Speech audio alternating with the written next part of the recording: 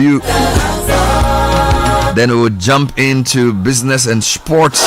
We have a big announcement today. Oh yeah, a big announcement. Betting also has happened. 3 of Muhammad's 60. How well did they do? Indeed, my business sense this morning is from the 3. I couldn't help but admire a few things. So all 3 started as backbenchers, entered parliament a few years ago. Their leadership journey didn't begin with becoming ministers. They were backbenchers, and they all served as deputy minister. Oh yes. So before you can get the right to lead, you must learn to follow. From a backbencher to a deputy minister for 4 years. And they spent 2 terms as what is called caucus leaders. Do you know what the caucus is? Yeah, that's Rich's guy. So Atu Forson was the caucus leader for finance. John Jenapa was the energy caucus leader. And these are opposition caucuses, I mean. Dominic Ayine was the caucus leader for the constitutional and legal team. And guess what? They've all been elevated to the high office of Minister of State. But that's not really my emphasis this morning. My emphasis this morning is on whether you are a ladder climber or a ladder builder. Because yesterday during the vetting, 2 of them made reference to one man. So Atu Forson said Tekwe was his boss a few years ago, and he subscribes to his views on some economic issues. Then Apo also made reference to the same name when he was talking about things like cash waterfall and the energy sector, private participation, all of those things. So success is great, significance is better. What I'm trying to say is, I can't hear y'all. Can anybody make reference to you in their success story? Can anybody? So when somebody is being interviewed about how well they did, will you be in their story? Here we go. So here are 3 ministers being vetted. 2 of them mention one name as part of the people who influence them. So in the sense, I can't hear you. Mr. Tekwe is a ladder builder. He built a ladder for others to climb on. So the question is, what are you doing today to add value to somebody? So when they become successful, they will say you are part of their story. So whose story are you part of? Everybody wants to succeed. Now that makes you a ladder climber, but few want to help others succeed. That means beyond succeeding themselves, they build ladders for others to also succeed. So don't just climb ladders, build ladders. Whose success story will your name be found in? That's the thought for the morning. But they can't have it, 'cause there's only one God. Can I get a witness? Jumping into the headlines, Total Excellium, a new formula, an additive enriched fuel with its powerful 3-in-1 action. Make some noise, y'all. Cleans your engine, extends its life, lowers your fuel consumption. Oh my God. It even reduces CO2 emissions, which means you are a healthy energy transition driver. That's the point. Energy transition driver. That's why. Experience the difference with Total Energies Excellium new formula. Choose Excellium, choose quality. And the question is, have you been pulverized? Enjoy the latest taste in town. A range of flavors from Piva beverages, including the cocktail, the orange, the flavor, the cola, and the tangy. Call 0550-032-231. Piva, a taste you love.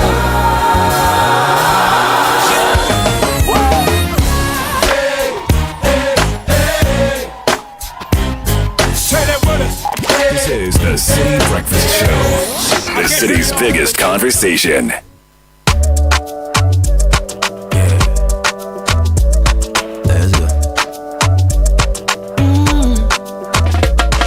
My buddy, when you wake up in the morning and you know the money calling, oh, you go work. but you know I dey your side. If I believe with us, if I hold my hand and believe, oh, cause you know I dey your side. And when you dream, no say I dey for you. And when you hustle every day, many wanna go. Anything you do, I dey for you. Many want. If I believe I dey your side, fidelity. If I believe with us, fidelity. If I know I dey your side, fidelity.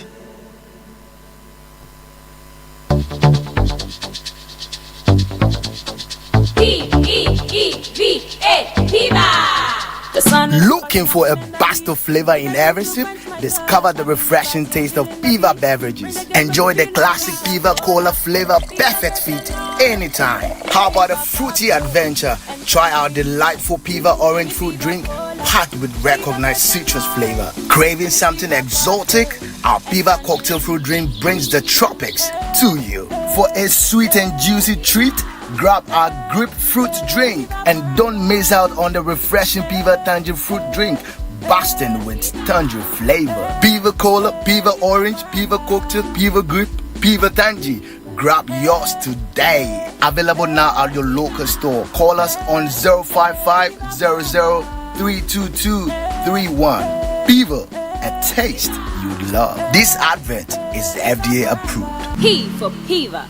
Oh, jump on now. Go. Go me. At what time will you come back where I don't hear the sound of your car? Why you buy new car? No, I don't change my car. It be the same ride. It be the fuel way I change. Way one shouts it. Ever since I started using the all-new Excellium Premium Fuel, fortified with 3-in-1 action. Oh, Joe, now my car they run like electric car. No, it's so. This is the type of fuel where they want to. Cause now engine they cost. Where they want for way if I buy it, it go protect my engine. And with the small way I buy, I go drive, sir. Absolutely. It's like strapping a turbocharger to your engine and giving it a protector. And what they bust my mind, Seth, be the 3-in-1 action, no? Excellium, they prevent up to 99% of deposit. It be anti-wear, some be anti-corrosion. Won't pay when I open them. Hey, so where can I find this magical fuel? Just head over to any Total Energy service station and your car will thank you. Hey, then make a finish my gobe fast, then rush go Total Energies. My friend, but why your hand my gobe inside? I give you info. Make I fill the gobe too small. Go!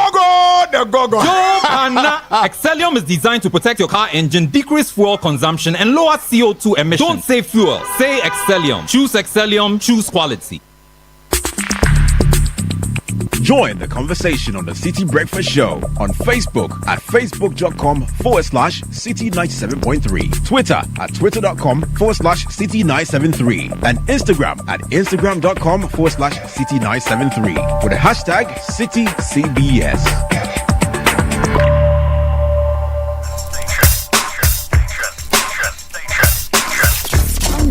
The power of relevant radio.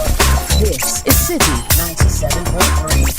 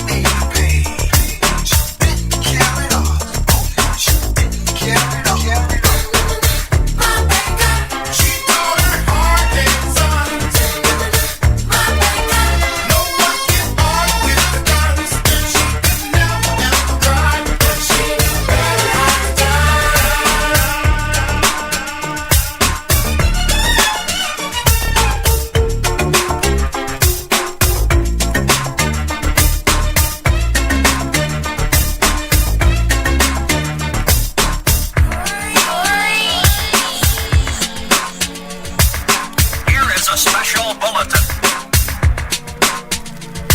Ma Baker is the FBI's most wanted woman.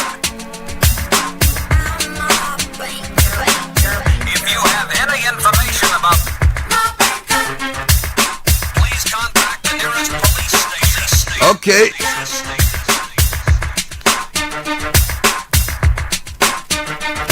Milli Vanilli. Okay. Your appreciation of this song says a bit about which era you were born in. The Gen Zs have nothing on this song. Oh my God. You know Milli Vanilli? Or you challenge you to a bit on the young side? Yeah. Oh my God. This kind of song, they have some special dance they used to dance. So. Yeah. Oh my God. For those of us who used to break dance when we were young, we remember these songs. No, but this song is not a break song. It's not, but then the break songs always come with your music for your formation dance. It's a mixture of all the songs. Yes. So you get something like this to do your moonwalk. Thank you. Thank you. And when you go into the up tempo ones to do the break dance itself. No, you know what I'm talking about. 6:37 newspaper review this morning, and let me just start with Nana. There's a few business-like, economy-like headlines this morning. Mostly stemming out of the vetting of the ministerial nominees yesterday. I'll start off with the Daily Graphic. Front page says, Finance Minister designate promises economic relief. E-levy, betting tax to go. Okay. Other stories. Government will explore private participation in ECG. Minister designate for energy speaking. Spare parents SHS funding burden. This is Child Rights International. And 76th New Year School opens today. What about the Ghanaian Times? Ghanaian Times also heavy on the vetting. 2025 budget to scrap e-levy betting tax attributed to Dr. Forsen. All right. Legislate prevention of political appointees from buying state lands. This, I think, is attributed to Samuel Okujeto Ablakwa. Right. Government will tackle corruption head-on. President assures clergy. And CRI here, Child Rights International, alarmed over proposals for parents to bear SHS cost. The Chronicle leads with, I endorse Mohammed's 24-hour economy, says Joseph Sianwe Jepong, his photograph here.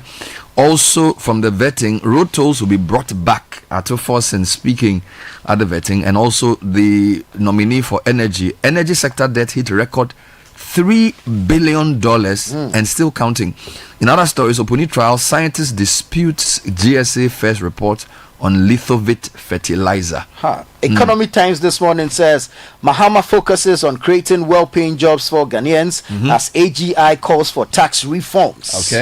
244 megawatts additional power generation needed before end of 2025 to avoid power disruption. Ghanaians extol Ato Forsen as best fit for finance ministry. Now, the business analyst leads with the e-levy story. I will abolish e-levy in my first budget. Ato Forsen assures. Also, the energy sector debt 3 billion is also the lead story here. Meanwhile, Mahama dissolves public boards. That story came in from yesterday. And then Mahama's government targets single-digit inflation, and Akufo-Addo's statue toppled. Graphic Business is asking, from crisis to recovery, can Forsen's plan rescue economy?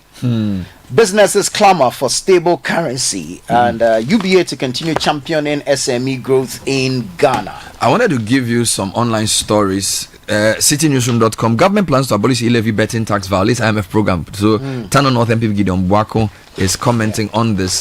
Now, Jacob Zuma says quality of leaders in Africa has dwindled. He also says Mohammed's re-election signals shifting views on elections in Africa. In other stories, oral team is necessary. It's actually necessary for accountability. Dominic Ayine has been speaking during the vetting.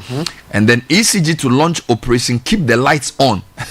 It's starting tomorrow, January 15th. So you have to be careful. ECG says keep the light on. Okay, Godfrey, take me online to other headlines. We've done Citi Newsroom. Take us to Channel 1 and also a few other websites that are trending this morning. So on Channel 1, government, let me see. Yeah, so I think the president is also going to Boku today, and there's a big story there. So Mahama expected to visit Boku today.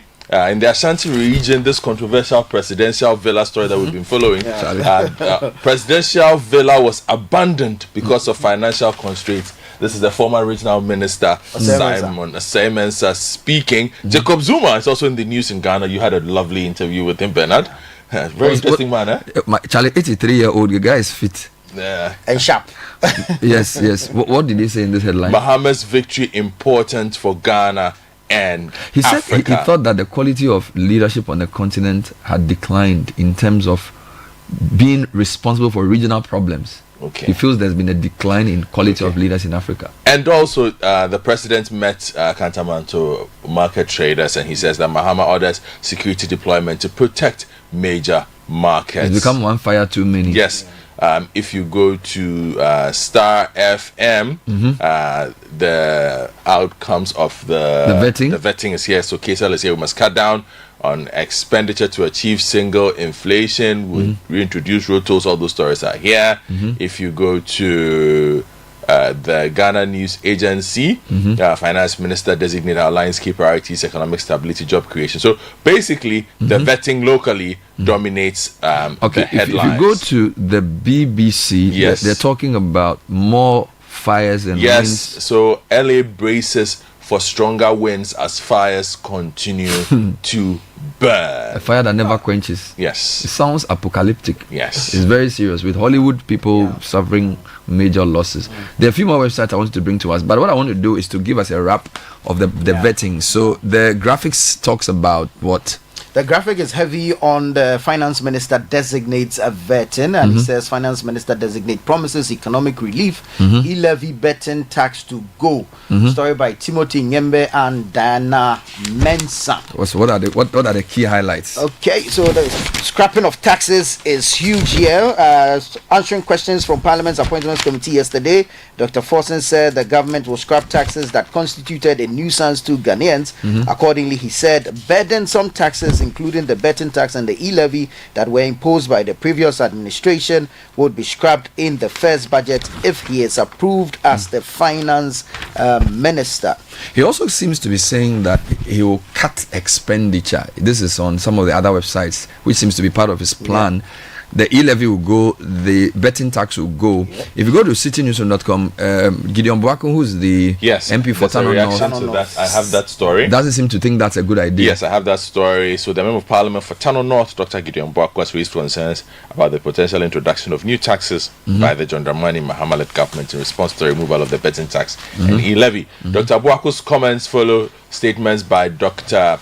Salato Forson, the finance minister designate, who suggested that the Mahama administration will abolish these taxes in its first budget and compensate for the resulting revenue shortfall by implementing expenditure cuts.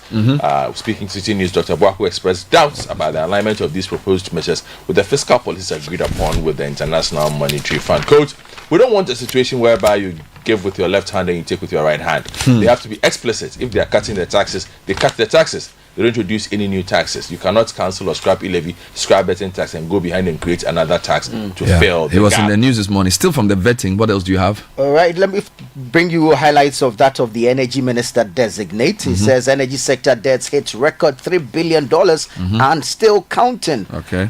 This is on page 3 of the Chronicle newspaper. Energy Minister designate John Abdullah Jinapor has vowed to ensure discipline, honesty and integrity as he steps into what he describes as a very difficult job. Speaking at his vetting before Parliament's Appointments Committee on January 13, 2025, Mr. Jinapor outlined his vision to address Ghana's mounting energy sector challenges with a focus on sustainable reforms and pragmatic solutions. Quote, I want to be remembered as the young minister who insisted on discipline. I will step on toes, but I will step on them gently, he declared. Now, on the debts...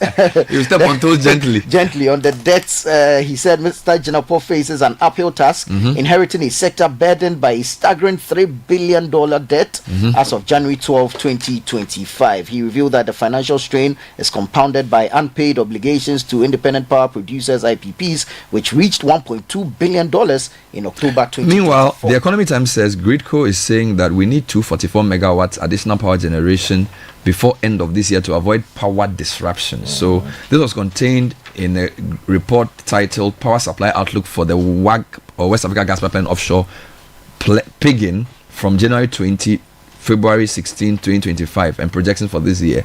It says the GRIDCO has warned that this administration will need to ensure that there is additional power generation of up to 244 megawatts before end of 2025 to ensure stable power.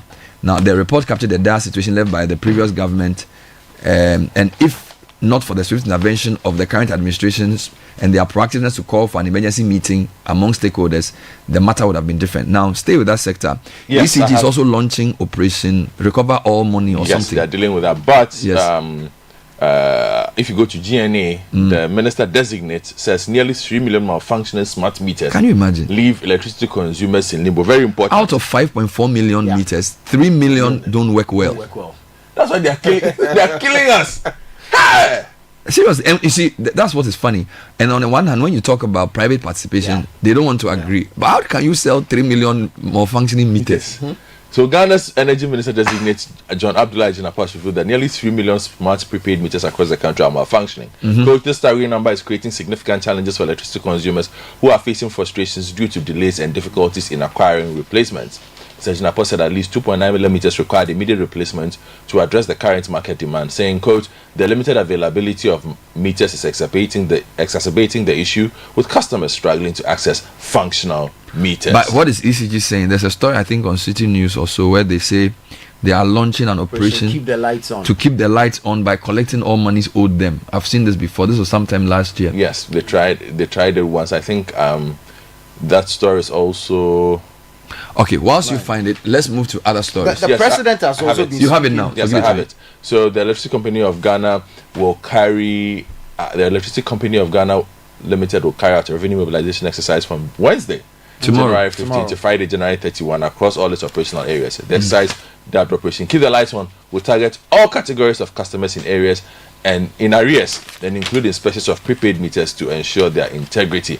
In a statement issued on January 13, the company reminded customers that self-free connection after disconnection is a criminal offense and will attract legal Now, I just wanted you to touch finally on the final minister who was vetted. Because his vetting was late, the newspapers didn't capture his comments. But if you go on online, you will see a couple of stories attributed to Dominic Ayine when he was also vetted. If you can find me a couple. Yes. Now he has vowed to protect Ghana's constitution. So if you go to Graphic Online, they lead with that. He says, but this was with regards to mining interest. Dr. Dominic Akuritinga Anyine, the Attorney General and Minister for Justice designate, addressed the Appointments Committee of Parliament, responding to questions about a potential conflict of interest arising from his previous private legal practice and his prospective role as Attorney General. When questioned about his past representation of Cassius Mining Limited, an Australian gold mining company, Dr. Ayine clarified his current position. Quote, I've been instructed previously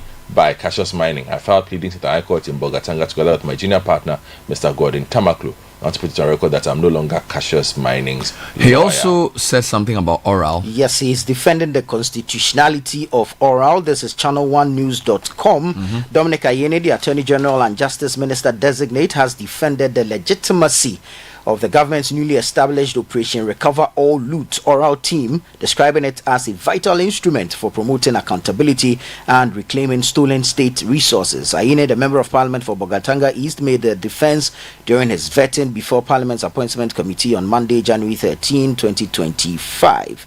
Now, in his defense, Ayine pointed to the preamble of a constitution which underscores the principles of accountability, good governance, and the protection of public resources. He argued that oral's mission aligns with these constitutional values, making it both lawful and necessary. Finally, still on oral, Ghanaian Times page 9, legislate prevention of political appointees from buying state land. This is an important one. Ablakwa speaking. There is need for the government to develop legislation that prohibits political appointees, politically exposed persons, and private organizations from acquiring state lands.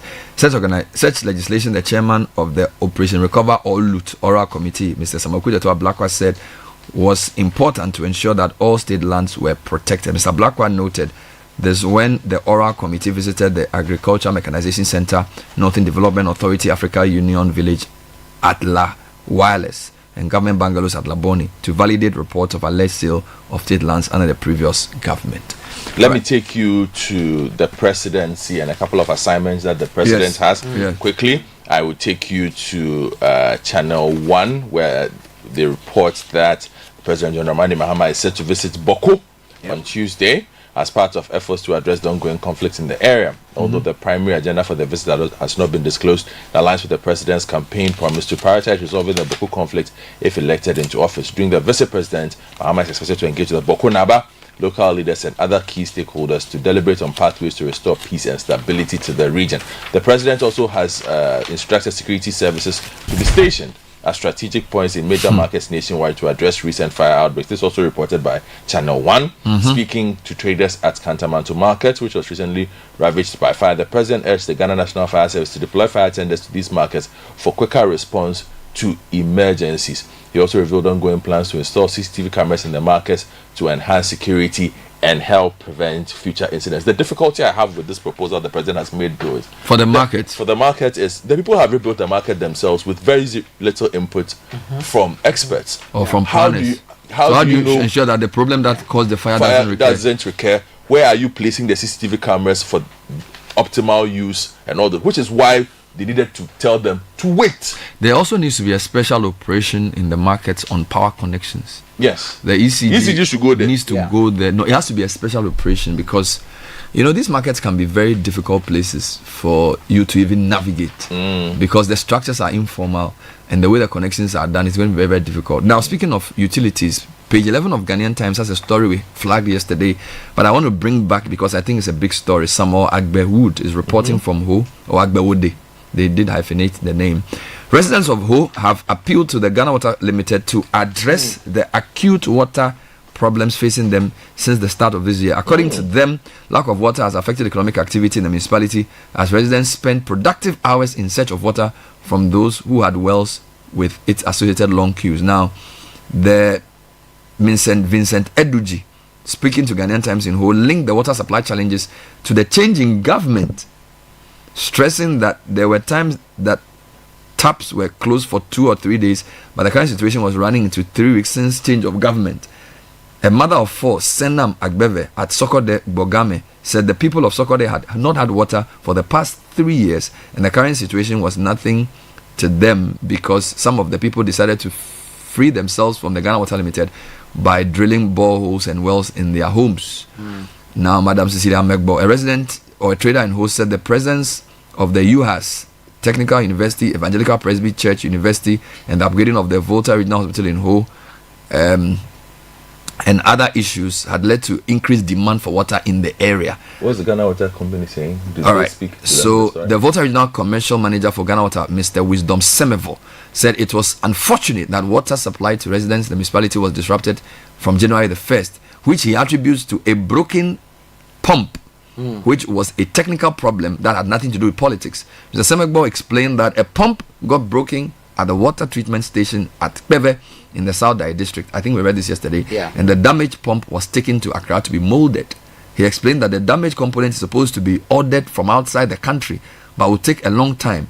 Therefore, the decision to mold it and to provide water for the people within the shortest possible time, while a new pump would be ordered. He therefore assured. So basically, they are molding the pump in Accra, and they are ordering a new pump from abroad. So those who are living in Ho listening to us, your Bechebi is in the news. What's happening there? Final works at Bechebi Lamte interchange to be completed March.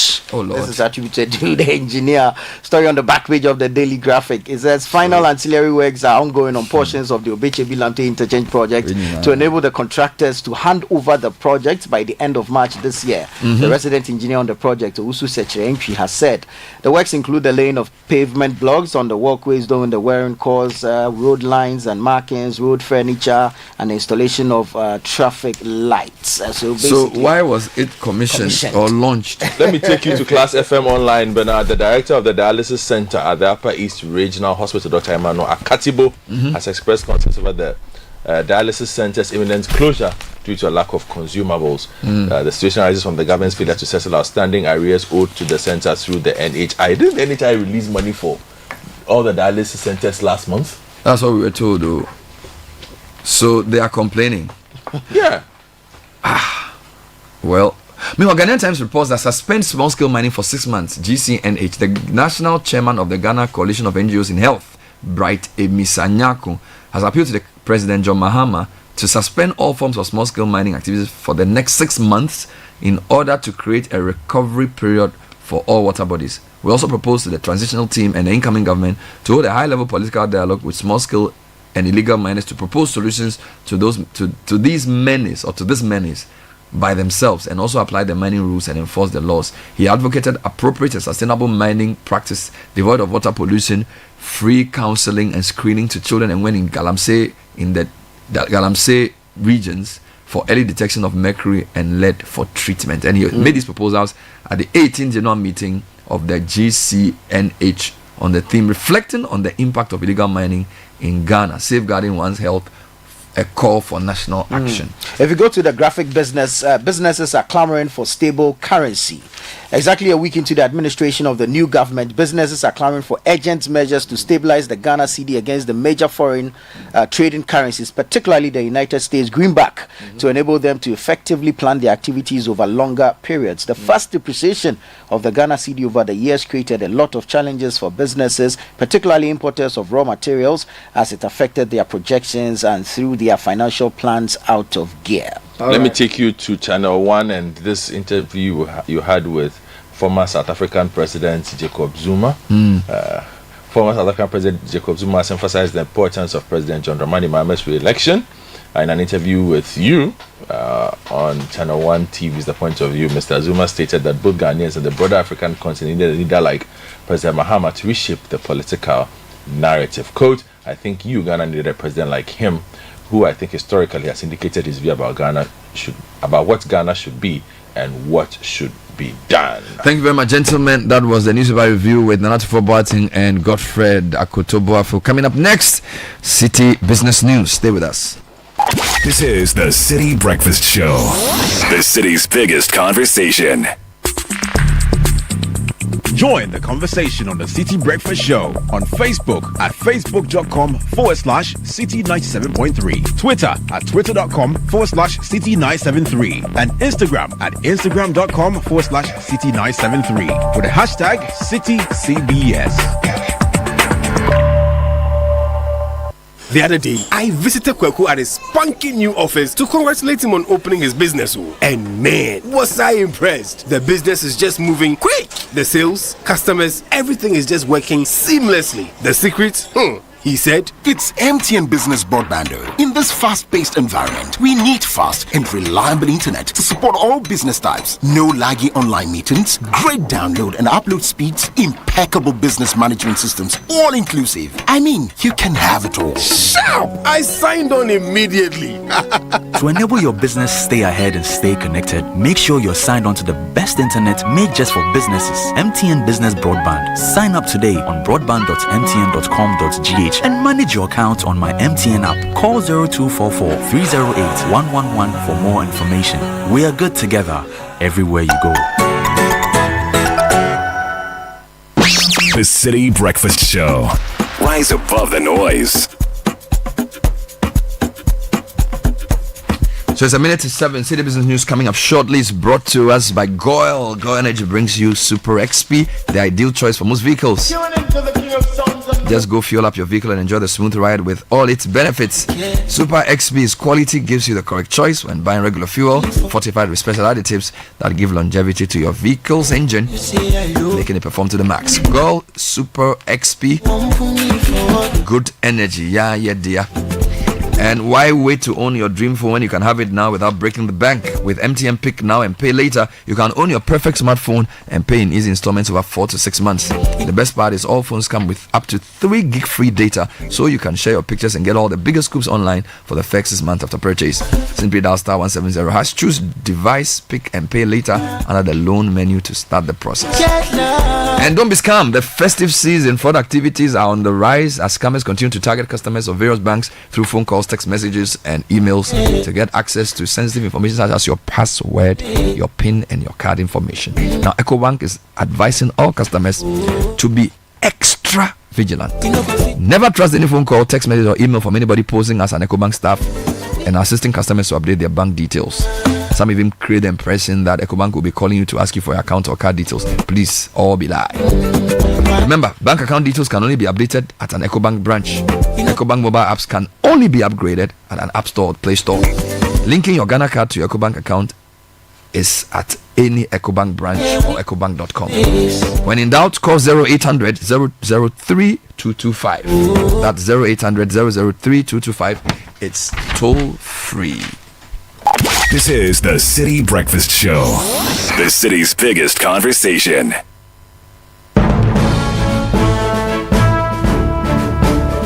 So Nashi Kasisa is joining us with the City Business News Tuesday morning. Good morning, Nah. Good morning, Bernard. Hello and welcome to the breakfast edition of the Citi Business News, proudly brought to you by MTN, Goil and EcoBank. I'm Nashi Kasisa. Coming up, Finance Minister designate Dr. Cassil Atuforsen pledges bold economic reforms, including removal of e-levy, betting tax, among others. Also coming up, stakeholders in the energy sector commend government for adding green transition to the Ministry of Energy to align its energy policies with global climate goals. And later, local farmers demand upward adjustment of cocoa prices as analysts project hikes on global market in 2025.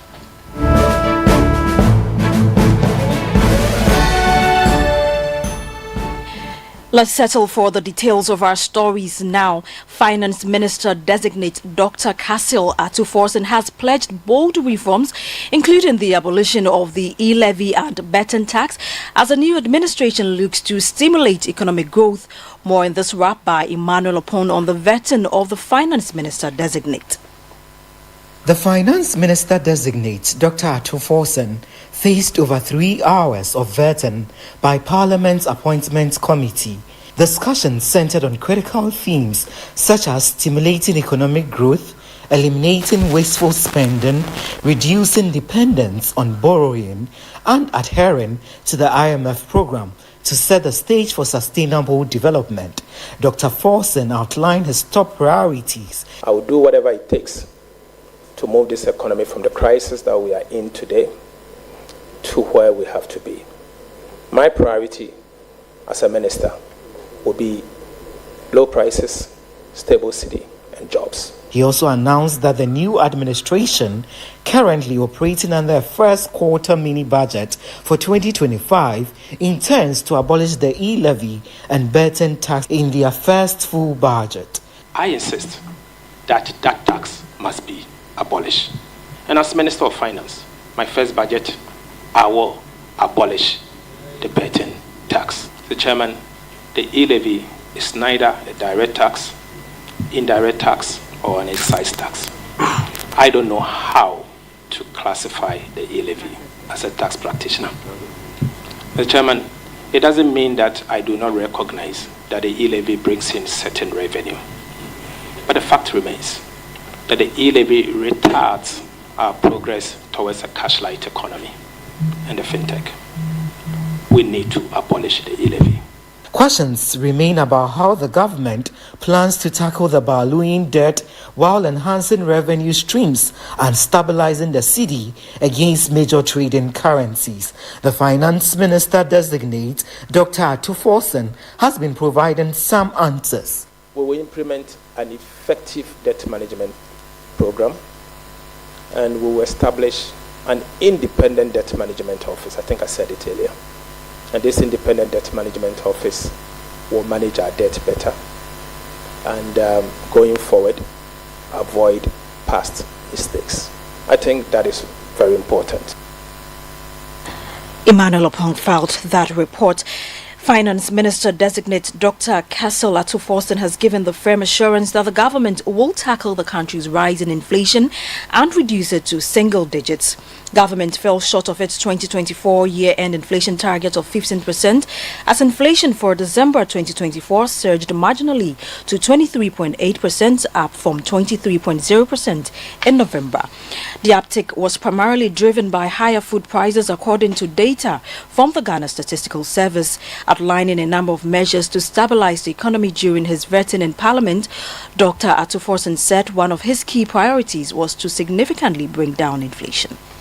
My priority as a minister will be low prices, stable city, and jobs. Low prices in the sense that today inflation is 28.3, food inflation is 27.8, and we know the inflation we see today is largely driven with food inflation. What do we do? As a minister, I will allocate resources in consultation with Cabinet to government policy of agriculture for economic transformation to make food cheaper, and we'll work with the minister responsible for agric to make food cheaper. That in itself will help make food available and protect food security. From the price side, you can't talk about price without inflation. I mean, inflation needs to be tamed. It has been stubborn. I've said it earlier. It has, in the last 8 months, you can see that we are still seeing some uptick, even though not too steep.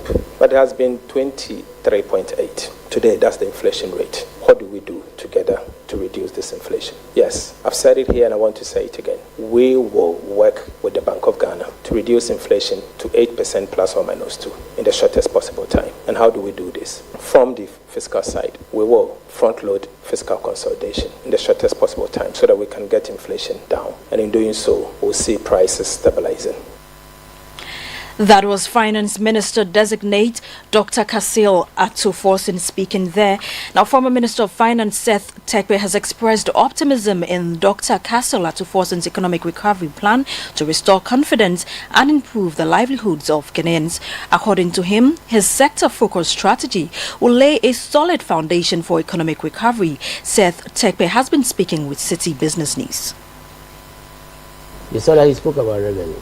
And then he went on the need for expenditure, consolidation, right? The two go together. Because your deficit is the fact that your expenditure is higher than, your revenue. And you need to therefore improve revenue. And once you have a huge deficit, then you have to borrow. So he spoke about the debt, which is the outcome of you not having, deficit. I think he had what he was portraying was what we did in terms of, looking at the big picture, because you may pick one item. So if you come to the betting tax and you come to the yield levy and some of the levy, in fact the straight levy, NHIM, and then the debt fund that were taken out of the VAT base. Remember, the whole idea of VAT was to remove minor tax. In fact, when VAT was introduced, and I was the national coordinator at the time, very young at the time, we removed about 17 or 18. So it looks like you are reintroducing them, and they are not yielding revenue. Point is that his point in a bigger picture is that we are going to do other reforms. For example, ITAS, the domestic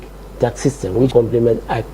He spoke about compliance. You do compliance by doing the domestic tax system, right, and then linking it to the icons because. You heard the former Finance Minister Seth Tekpe speaking there. Now, stakeholders in the energy sector have commended the government for adding green transition to the Ministry of Energy, stressing that this initiative will enable the government align its energy policies with climate goals, including achieving net zero emissions. My colleague Daniel Odrumensa has more in the following report.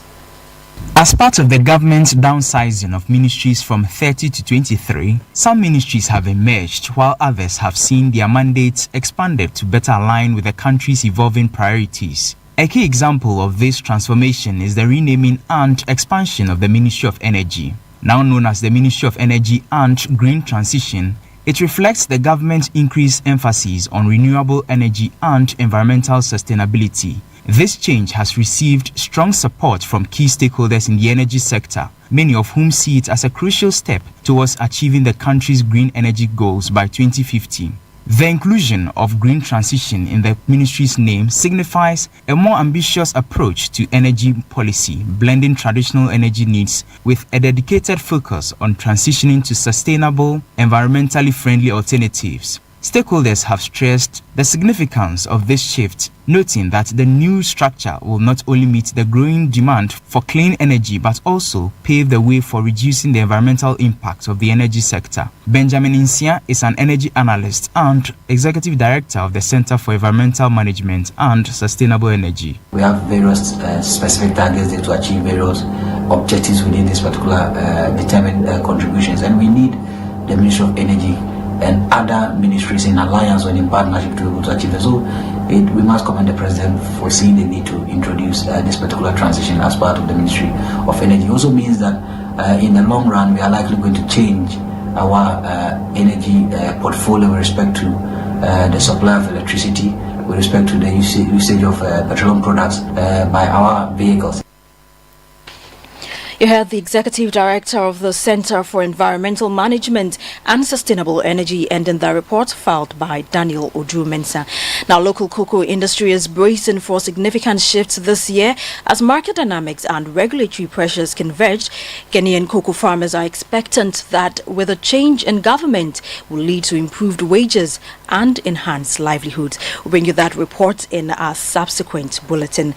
Now, let's have a quick market check on the currency board across some forex bureaus. The dollar could be sold to you at 16 cedis. The British pound could be sold to you at 19 cedis 20 pesos, and the euro could be sold to you at 16 cedis 30 pesos. Remember that these are the rates being offered by the forex bureaus to the public.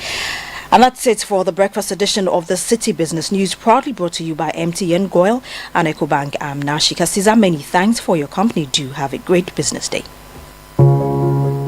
Every day, people have money emergencies.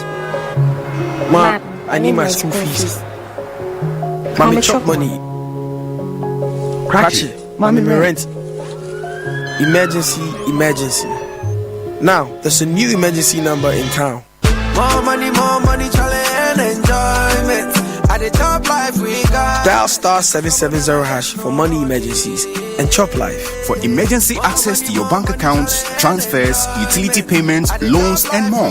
Dial star 770 hash. Bank on the go even without data with EcoBank's short code for digital banking. EcoBank, the Pan-African Bank. The other day. Join the conversation on the Citi Breakfast Show on Facebook at facebook.com/Citi97.3, Twitter at twitter.com/Citi973, and Instagram at instagram.com/Citi973 with the hashtag CityCBS.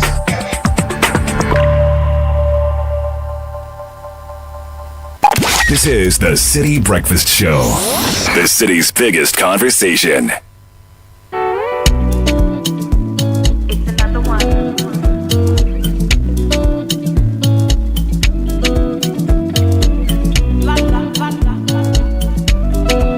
12:57. Kickoff coming your way shortly with the man Gabi Affair. Kickoff proudly brought to you by Zonda Ghana Limited. We're your one-stop shop for quality trucks, Shantui bulldozers, excavators, graders, payloaders, rollers, power pickups, TX trucks, and oil tanks, all made and assembled right here in Ghana. Zonda Ghana Limited provides top-notch after-sales service for all your heavy and light-duty trucks and machinery needs. So visit us today at any of our 7 branches around the country. Our head office is off the Tema Plow Road, close to the Free Zones Enclave in Tema.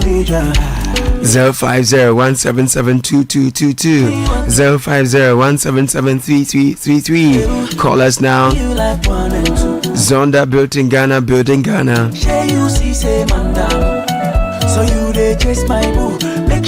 The Citi Breakfast Show. Rise above the noise.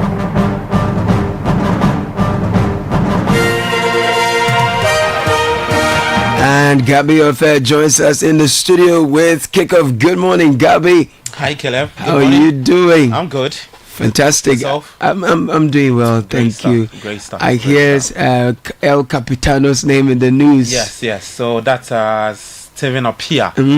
Yeah.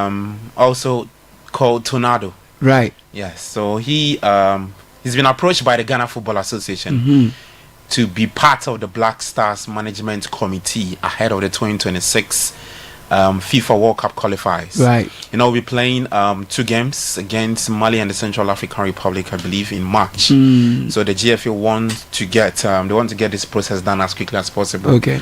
And then he can be part of that. So Randy Abe would be the chairman for that committee. It's yet to be confirmed by the GFA, but those are the reports, strong that reports. we're hearing. Yes. Okay, we'll see whether that can do the magic for the Black Stars again. We'll hope for the best, but let's get into the details. All right, Tuesday morning. I am Gabi Affair. Time now for sports on the CBS. Many thanks to Zonda JHM Polytan Ghana. Coming up in the next 10 minutes. What a dramatic finale to the first half here in Nuremberg. Stephen Appiah, the Ghana captain, with the opportunity to put his side back in front. First half stoppage time.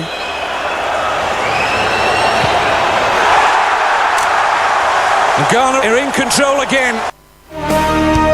All right, and so Ghana's former captain Stephen Appiah set to be appointed as part of the Black Stars Management Committee ahead of Ghana's next set of games in the 2026 FIFA World Cup qualifiers later in March. We'll tell you who the other names are. Plus, fixtures from the English Premier League is match week 21. We've also got some tennis news and from the Australian Open. My name is Gabi Ofe.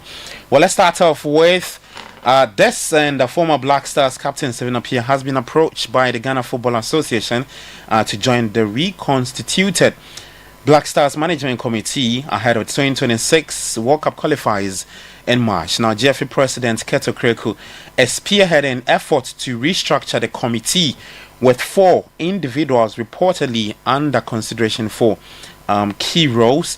Now, the exact number of committee members remains unclear. Sources suggest that Executive Council member Dr. Randy Abbey is expected to chair that committee. And we have some other names. Richard Dian Century, he's the CEO for Samatex 1996. They play in the Premier League. And Samuel Abuabri, who is also the chairman for the Greater Accra Regional Football Association. These are the other 2 names that will join Stephen Appiah. And so Dr. Randy Abbey will be the chairman for the committee. Now, the move is part of preparations to strengthen the team's management structure as Ghana gears up for the World Cup qualifiers. And that will be played in March. So the Black Stars will be hoping to qualify for the World Cup scheduled for USA, Mexico, and Canada. Away from that, we still with some national team news, and Kasimo Kantemengo has been appointed as the head coach for the male under 23 side as the Black Meteors. The Nations FC trainer takes over the role after the team was dissolved back in 2023 for not qualifying for the 2024 Olympic Games in Paris. Now, the Meteors, then led by coach Ibrahim Tanko, were eliminated from the group stages of the Under-23 African Cup of Nations, extended the nation's absence from the global showpiece since 2004. Now to this, and Minister of Finance designate Dr. Kaisa Latoforsen says betting tax will be scrapped as early as the presentation of his first budget. He made a statement on a controversial tax placed on sports winnings during his appearance at the parliamentary vetting of the Minister designate for Finance, Energy and Justice on Monday. That will not solve the problem because I've read a number of articles, and the article presupposes or suggests that it is destroying our youth. And so if you want to introduce a tax, you have to first look at the elasticities, and as to whether the elasticities will mean that imposing such a tax will prevent the individual or the people concerned from the staking of the VAT of the betting or not. But I doubt that that will. And so if you intend doing that, the best option is to ban it and not to introduce a tax. And I said the tax will not solve the problem. Here we are today. I've been vindicated. Has the tax solved the problem as intended by the government? Big no. I insist that that tax must be abolished. And as Minister of Finance, my first budget, I will abolish the betting tax. All right, so that's the Minister of Finance designate Dr. Kaisa Latoforsen speaking on scrapping betting tax. He said it yesterday. Well, also in Nigeria have unveiled their new coach, Eric Shell. The new coach has been saddled with the responsibility of ensuring Nigeria qualify for the 2026 FIFA World Cup. But he would have to guide the home base Eagles to the CHAN later this month. That's the CHAN tournament, which will be played in February. The Super Eagles B will be hoping to qualify for. They've already qualified, and they'll be hoping to perform at that tournament. Well, let's take it to the Premier League, and it's March week 21, which kicks off later today. The action begins at 7:30 with 2 fixtures on the table at the Brentford Community Stadium.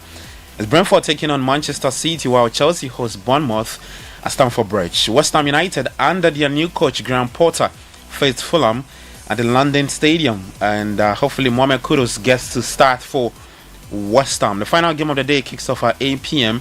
at the City Ground, where league leaders Liverpool take on third place Nottingham Forest, and highly anticipated clash Well, let's get some reactions ahead of tonight's game, starting off with Manchester City's Pep Guardiola facing Brentford. More farther than that, but I know how difficult it is. I know the top form for me, which right now, Paris, what can I say? So it's one at a time, which players we have available, because the last 2 months always have been like this. So the lineup was in the last moment. This player can play a few minutes, this player can play, don't play, and after I already decide. So this is the truth. Just on the state of the squad, then the injuries, are you feeling like the squad in terms of the amount of minutes that they're able to play? That situation is easing a little bit. I know you've still got absences with Ruben and John Stones and people, but do you feel you're becoming more comfortable with the squad and what they can do? Absolutely. The question has been answered the most common sense. As much we have. I said this time, all the success we had in the past with the quadruple, local and the treble and leagues and FA Cup finals, semi-finals all the time, it will have injured but not much. We were few.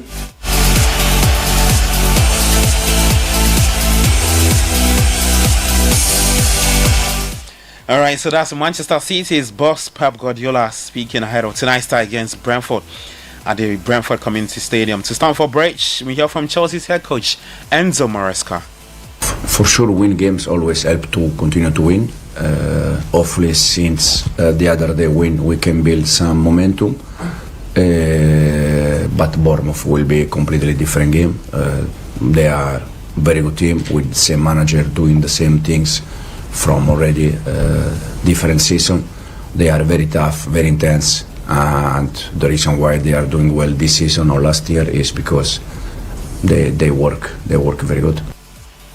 All right, so that's Chelsea's head coach Enzo Maresca speaking ahead of their game against Bournemouth later today at Stamford Bridge. That game is kicking off at 7:30 p.m. In the match week 21 of the English Premier League. Off the pitch, Chelsea have made an inquiry to sign Bayern Munich winger Matthias Tel amid interest from German side in their forward Christopher Nkunku. The other game that should turn out really good is Nottingham Forest taking on Liverpool. Forest beat Liverpool earlier this season back at Anfield. Here's what Arne Slot thinks about facing Nuno Espirito Santo side tonight. They had a very good game plan. Changed the wingers that normally played and brought them in the end, and they made the difference. So although I expect the wingers that have done so well to be in the starting 11 tomorrow, is that something he changed back then, and that worked really well for them during that game. Yeah, but that is also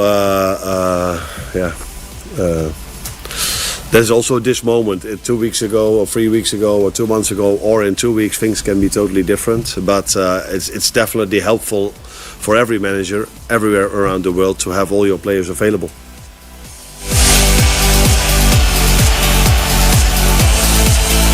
Arne Slot is Liverpool boss, and there's live video commentary on 97.3 later tonight. It's Nottingham Forest taking on Liverpool at the City Ground. In boxing, former heavyweight champion Tyson Fury has announced his latest retirement from boxing in a video shared on social media. This follows his previous retirement in 2013 and 2017, both of which were quickly reversed. But Tyson Fury says nope, he's not returning to the sport.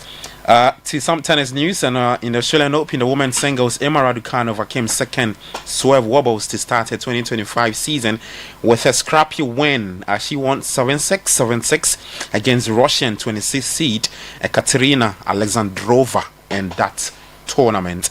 Alina Rybakina needed just 53 minutes to reach the second round with a dominant 6-1, 6-1 win over Australian teenager Emerson Jones. There's more tennis news later at 5 p.m. Kickoff was proudly brought to you by Zonda GH and Polytangana. You can head to citysportsonline.com for more stories. I am Gabi Ofe.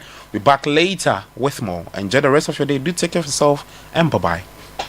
Guys, Charlie, you know that mining contract I've been chasing for years? I just got awarded the deal. But the issue is where to get the right and quality heavy-duty trucks to execute this job here in Ghana. Relax, my guy. Remember my recent construction deal at Pokwase? Zonda sorted me out. Zonda? What? Who is that? Zonda Tech Ghana Limited is your one-stop shop for machinery, heavy and light-duty trucks, and pickups. They have the Shantui bulldozers, graders, payloaders, rollers, poor pickups, 4 land light trucks, TX trucks, and oil tanks. made and assembled right here in Ghana with top-notch after-sales service and standard prices.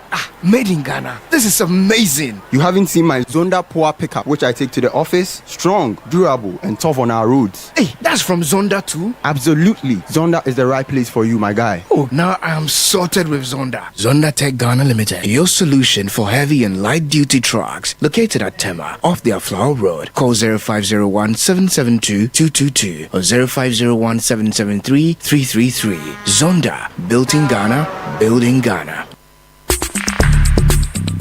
Join the conversation on the Citi Breakfast Show on Facebook at facebook.com/Citi 97.3, Twitter at twitter.com/Citi 973, and Instagram at instagram.com/Citi 973 with the hashtag CitiCBS.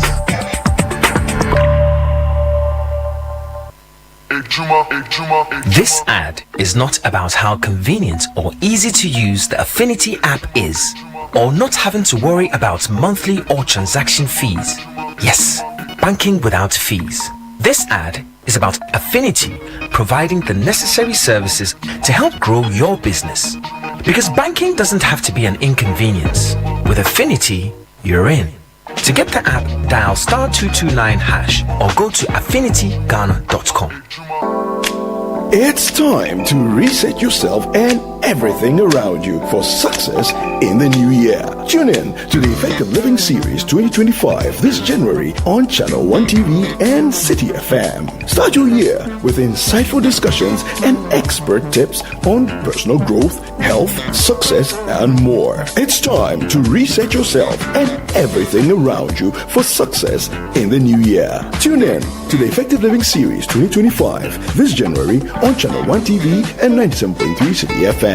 Start your year with insightful discussions and expert tips on personal growth, health, success, and more. From the 6th of January, join Apioko and Caleb Kuda as they engage our guests with various expertise on the Effective Living Series for a comprehensive guide to resetting your life in 2025. Week 1 kicks off with Personal Reset. Week 2 focuses on resetting your personal economy. Week 3 is all about resetting your health. Week 4, resetting business. Calibrate, remodel, and rebuild. Catch the Effective Living Series live on the Citi Breakfast Show on 97.3 Citi FM at 9 a.m. and on Breakfast Daily on Channel 1 TV at 9:20 a.m. Monday through Thursday. Don't miss out on transforming your life for the better every week only on Channel 1 TV and 97.3 Citi FM. The Effective Living Series 2025 is powered by Channel 1 TV and 97.3 Citi FM and is proudly sponsored by Hallmark Cafe. Hallmark Cafe. Delight in every sip and bite.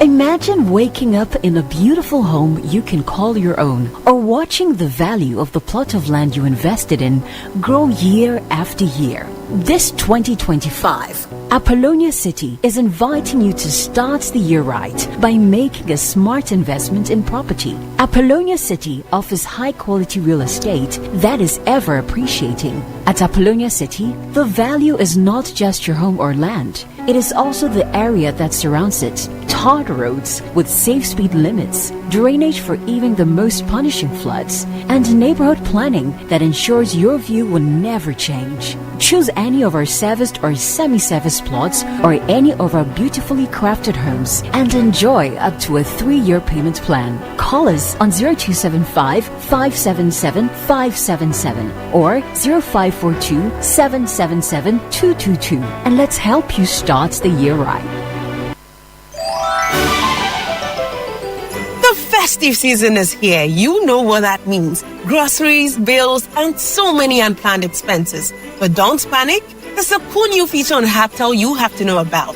It's called Pay Small Small. Yes, like the name says, Pay Small Small. It's Ghana's first widely and instantly available buy now, Pay Small Small service. With Pay Small Small, you can buy food, groceries, airtime, and pay all your bills without paying the full amount upfront. So this festive season, you're sorted. Pay a small fraction of what you're buying now and spread the rest into 3 weekly payments. All you need is your Ghana card to activate it, and you're set. It's the perfect solution to keep your pockets in check this festive season and beyond. So don't wait. Go to your Haptel app now and choose Pay Small Small as your payment option. Haptel is everything you.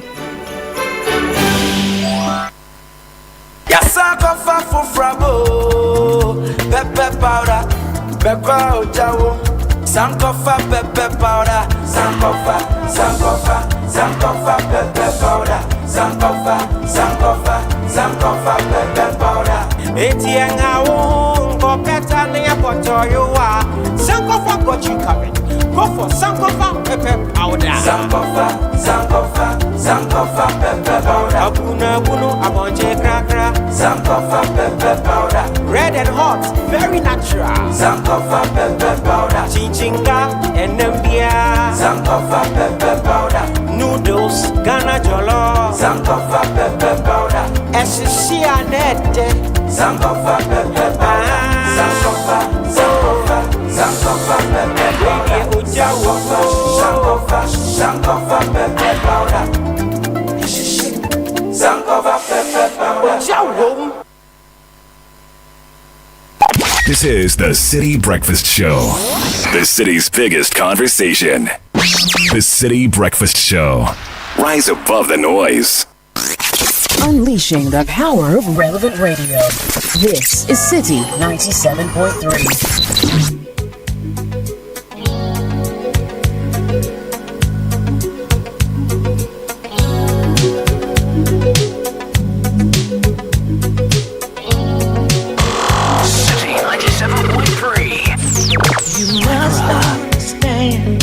Touch of your hand makes my pulse react.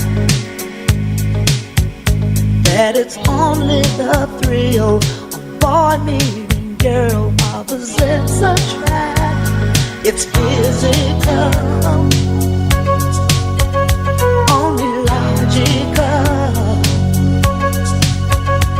You must try to ignore that it means more than that. What's love got to do with it? What's love but a second-hand emotion? What's love got to do with it? Who needs a heart when a heart can be broken? It may seem to you that I'm acting confused when you're close to me. If I tend to look dazed, I read it someplace. I've got cause to be. There's a name for it. There's a phrase that fits. But whatever the reason, you do it for me. Oh, what's love got to do with it? What's love but a second-hand emotion? What's love got to do with it? Who needs a heart when a heart can be broken?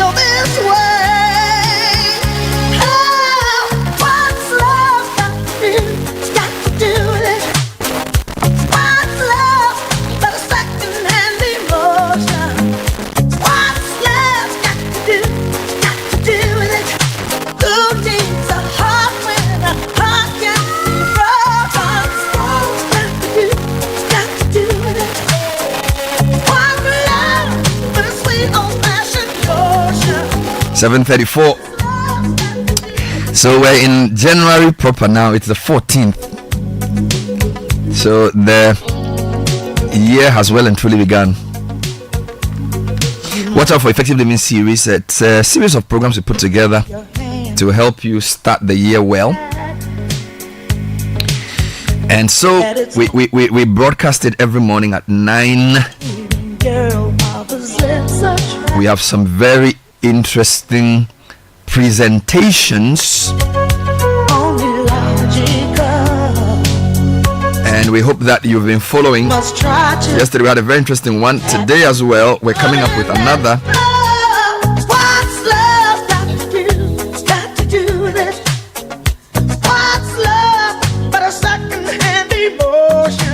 And we're alternating the hosts between Apioko Sarah Mashong and Caleb Kuda.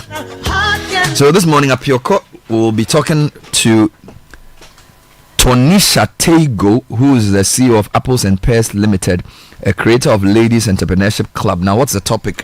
How to increase your personal value through personal development. How to increase your personal value through personal development. That's on Citi FM at 9 a.m. Channel 1 Television at 9:20 a.m. So, sponsored by Hallmark Cafe. It's live on the Citi Breakfast Show. Apioko will be hosting her. A couple of quick birthday requests coming into the show this morning. You must try to ignore that it means more than that. What's love got to do? Happy birthday to Mabel Mami Otua Menya of Support Services Unit of Burma Camp. Just as the sun rises each morning, bringing new hope and possibilities, may you rise above every challenge. Filled with courage and confidence, God's incomparable power is at work within you. From your kids, Neria, Haniel, Denin, and Daddy Sonny. Wow. So, Neria, Haniel, Darren. Some of these names, I think people read the Bible because some of these names, who be put out? Neria, Haniel, Darren, and Daddy Sonny. To Mabel Mami Otua Menya.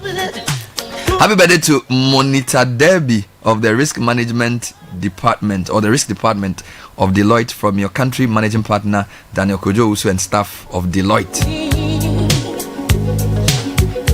If I tend to look dazed, I read it someplace. So as I said, there's going to be a big announcement this morning. Come on.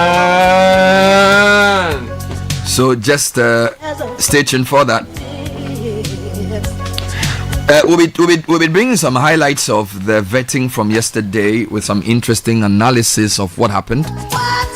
We also bring you tech and social media trends at 8 o'clock, 9 o'clock, Effective Living series. If I have time, I'll bring you some highlights of my interview with Jacob Zuma. Right. Oh my God.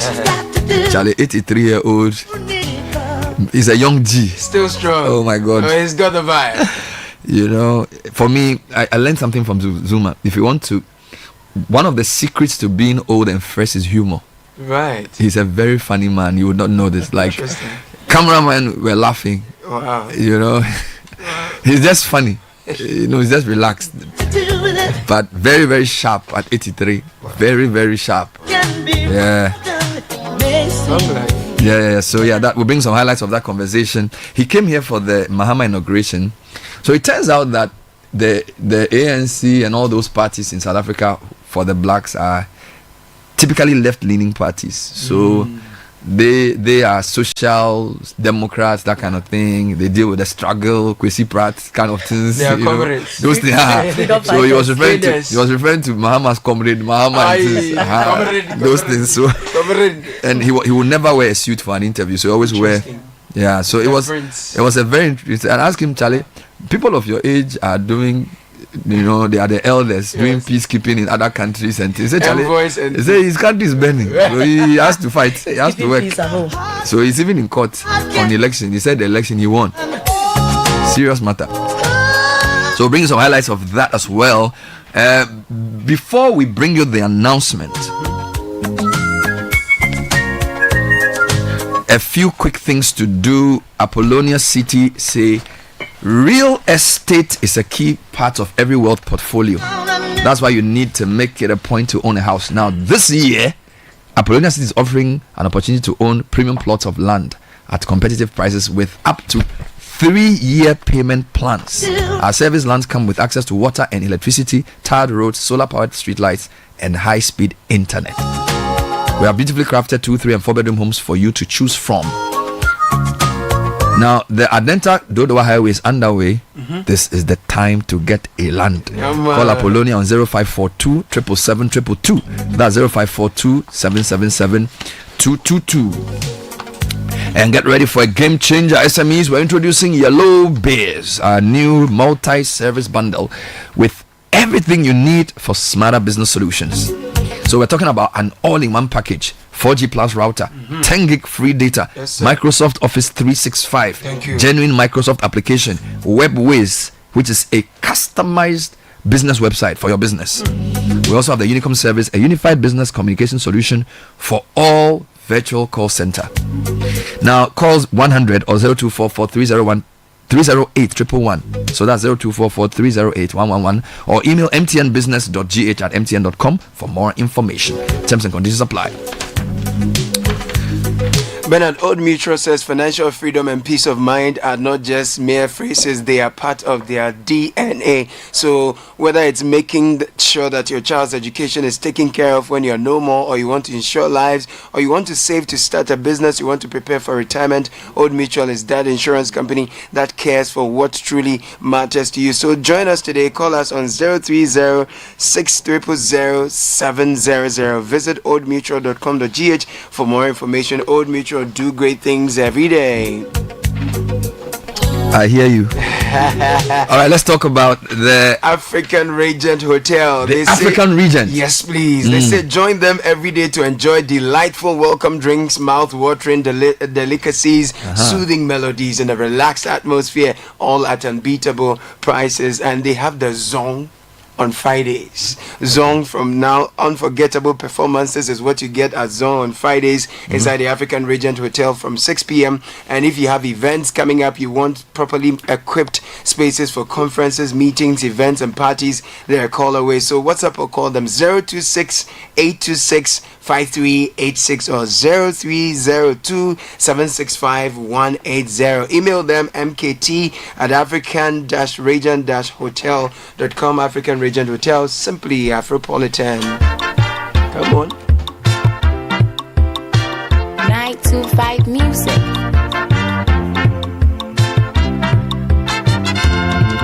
Yeko nyamifie Besini yenko na hanye debie muate Dumso Osu bebebe Akika magana nye debie muate Waulada Lada Lada Lada Waulada Lada Lada Waulada Miko nyamifie Wizi meko Besini yenko Paolada, lada, lada, lada, paolada, lada, lada, lada. Pawakidie, besuma famidie. Wizi yenko na hanye debie mwate. Jai nsanum, jai mape. Apobo, auje bebrebe. Paolada, lada, lada. Well, this song I'm using to introduce my friend and sister, Rachel. Come on. Oh, your name is Rachel? Yeah, her name is Rachel. Joe, you are Rachel? Yeah. Where is Jacob? A.K. Rahel. I won't do again.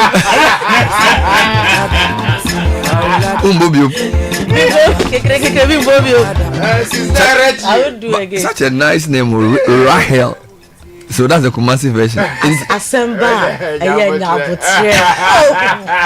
I'm rushing too much. Bro. I'm using this song to introduce you. Yeah, man. I love this song. Yes. Too much. Yes, sir. Besimienko. Yeah, man.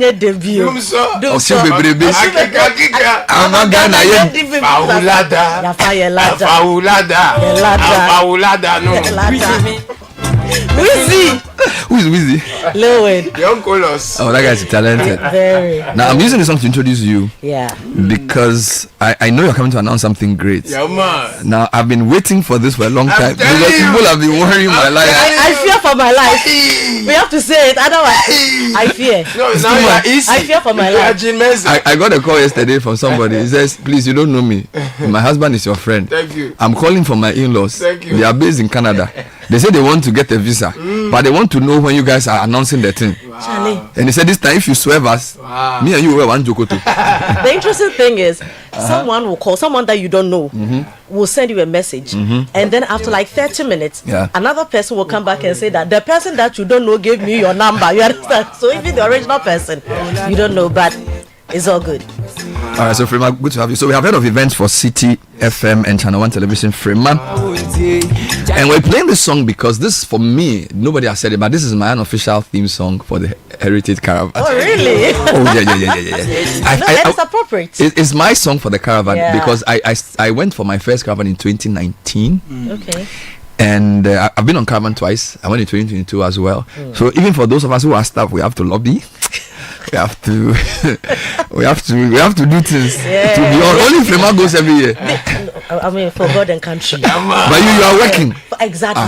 But some of us have you been on before? Oh yeah. How many times? Oh, once. Only once. Once. I've been on once, twice. But the interesting thing is, I was on the caravan before I even started working with Citi. Oh. What year was this? 2017. Wow. Is it? I joined Citi 2018. Okay. Wow. But I was on the caravan 2017. You had your inauguration before you elected. That sounds like a testimony. Actually. That you attend as a participant. By faith. And now you own the whole thing.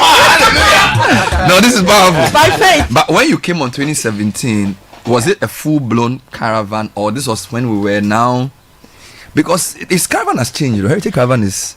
How was it 2017? Caravan has changed, but even at that time, it was still a beautiful thing because there was nothing like that. That we have the group of people coming together with about 3 buses, making stops and all that. I found it very exciting because I've always done tourism stuff. Because in 2017, I knew that you had a show that used to travel around the country. U-Tour. Yes. But I found Heritage Caravan very different because U-Tour, I mean, just a small team, you are going out there, but to have, like-minded people. All kinds of places, all over the world. The like-minded is in bold. Very important. Like-minded people, we think the same. Thank you. We have the same interest, make stops. And I found it very, very interesting. And but we have grown and it's always become better. I mean, every year an improvement. So I'm coming to the big announcement. But so 2017 was the first time you went. Yes. But in 2018 you had joined us. Yes. Okay. And that year was the caravan national, or was it? Did you go across the whole country? Or yes, we did. We went across the whole country. Yes. So 2018 was when they created a new region. So 2019 caravan was when it was now 16 regions. Yes. Right. I see. Do you remember when you went in the first caravan? Where you went? Or you went? As in 2017. 2017 caravan. Do you remember where we went? So 2017 caravan, I did not start with them from Accra. You joined. I joined in Kumasi. Okay. And I remember we went to the military museum. Right. Okay. And I was very excited because I felt like I'm home. And the post office. Okay. ECG. Okay. The Prempeh the 2nd Street. Okay. So it was. How really, many years really ago great. is 2017 now? That would be like almost 8 years. 8 years. Yes. Oh, so Akufo-Addo had just come to power. Straight. Yes. So this was his first. Oh wow! And Mahama has come back to power. Yeah. By this time, you were saying Ghana beyond A. So this caravan is at least 8 years old, if not more. Yes. Wow. Yeah. 8 years old. I see. Did you go to the north that year? Yes, we did. You We've went to always the north? gone to the north. We've always done the north. I see. So then, and you've been on every caravan since. Yes, I've been. Hey, Frema. I'm always working, so 2018, 2019, 2020-ish, I was recording U-Tour on the caravan. Whilst been on the caravan. Exactly. Okay. So we were not really there for the fun per se as patrons. So You were working. I was working at documenting stuff and all. Okay. And 2020, when we got back from caravan, They there was announced lockdown. Oh yes, because first week of March. Yes, so first week of March, we touched down. No lockdown. Exactly. Yeah. Did we do 2021? I think so. we did. Yes, we did because the lockdown had been lifted. Sanctions had Wow. been eased and all. So we did. Yes. So this 2025. Yeah, man. You have come to the Citi Breakfast Show. Hey. Today, the 14th of January. Yes, sir. At exactly 7:49 In the year of our Lord. 2024 AD. Yes, sir. 2025. Hey, they say we go to 2024. I said 2025. Yes. So tell me, what is going to be happening this month or this year? Right. So this year, Zoom. Medase, Heritage Caravan is happening. Okay. We've got a lot of Bell. Yeah. Okay. Live and color. 2025 caravan. Yeah, man. So Heritage Caravan 2025 officially Ladies and gentlemen. registration opens today.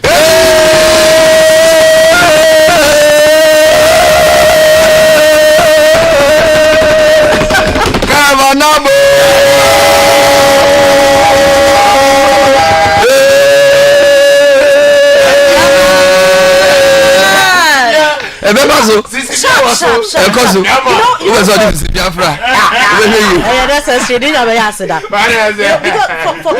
For me, I would say that once we are Ghanaians, every day we are talking Ghana. Okay. So from January to December, every day is Ghana month. But in March, we zoom in to focus on heritage stuff. Okay, and so right from 1st March, somebody said take it sold out already. So right from 1st March to 31st March. 1st to 31st. Yes. March is 31, right? Yeah, so 1st to 31st is heritage stuff. The whole month has been exactly, declared. yes. So the whole month is heritage. Now the first week of the month of March, our heritage month, is Heritage Caravan. Super. So for those who are looking at joining us, taking their leave, looking at what they will do, the date always think is of the first from the week. 2nd to the 9th March. 2nd to 9th March. So 2nd March, which is a Sunday. Yes. To Sunday to Sunday. So the caravan is 2nd to 9th March. Exactly. Wonderful. And today is 14th January. So you've given 2 weeks in January, 4 weeks in February for you to prepare for caravan. Wonderful. Exactly. Now this year, where are we going? So this year we are doing almost 15 out of the 16 Mercy regions. and atonement. So let me just quickly go through. As we move on, we will come back to give details. Every day we'll give you. I'm not trying to say that. No, I don't want to use that word. I beg. I don't get court money. I don't get court money. So we'll be giving you update. Let me use update to be safe. So we'll be bringing it. But quickly, we are starting from Accra. Okay. So registration starts in Accra. On the morning of the Sunday, the 2nd. We gather at Channel 1 TV. Thank you.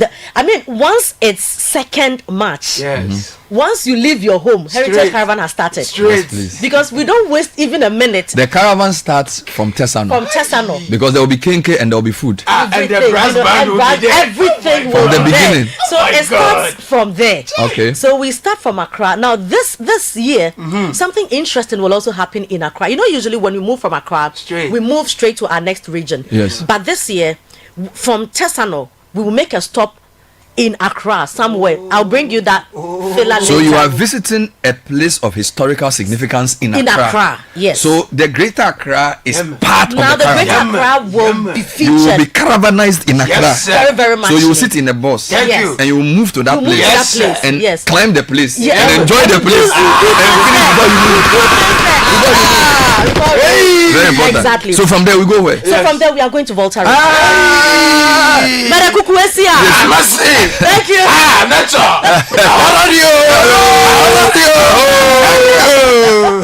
So from Greater Accra we are going to Volta region. Now in Volta region, another things will happen. Different from what has happened in the past. The moment we move from our home.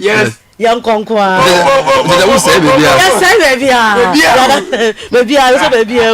So in Volta region too, there'll be another great activity there in the region. It's not going to be what we did last year. No. So this year is something different. As we move on, we will come back and then give you what will happen in Accra. You are giving highlights. Today you are giving highlights. Yes. Just to let you know that it's happening. So from Accra to Volta. To Volta. Yes. And then from Volta, we are going up north. Yes. So we go through Yendi So you will pass through Oti. You pass through Oti, yes. Now this is important. For the first time, Yes. caravan is passing through Oti. Oti, yeah, man. This is very important. There's a town there called Tukurano. Maybe we'll pass the Tukurano. Hey, Sasa. are you serious? Sasa. Oh yeah, Tukurano is there. You've been there. Tukurano, In Oti? Yeah. Okay. It used to be part of the voter region. So we'll pass the Tukurano. Abeku. So from Greater Accra through Volta through Oti. Yeah. And then from Oti you will join the north. You're going to the north through the eastern corridor. Now, this will be the first time the caravan will be using that route because we've done central corridor, we've done western corridor. This will be the first time the caravan will be connecting the north through the eastern corridor. Yeah. So we're using places like Bimbela and get to Yendi. No. So this one, I must go. if you want the best yam in Ghana, Yes, sir. you are basically entering yam territory. Yes, sir. From that side. Oh, I love it. It's a beautiful place. I love it. So from Volta through Oti, through the north to Yendi. Yeah. Wow. And there will be a special activity.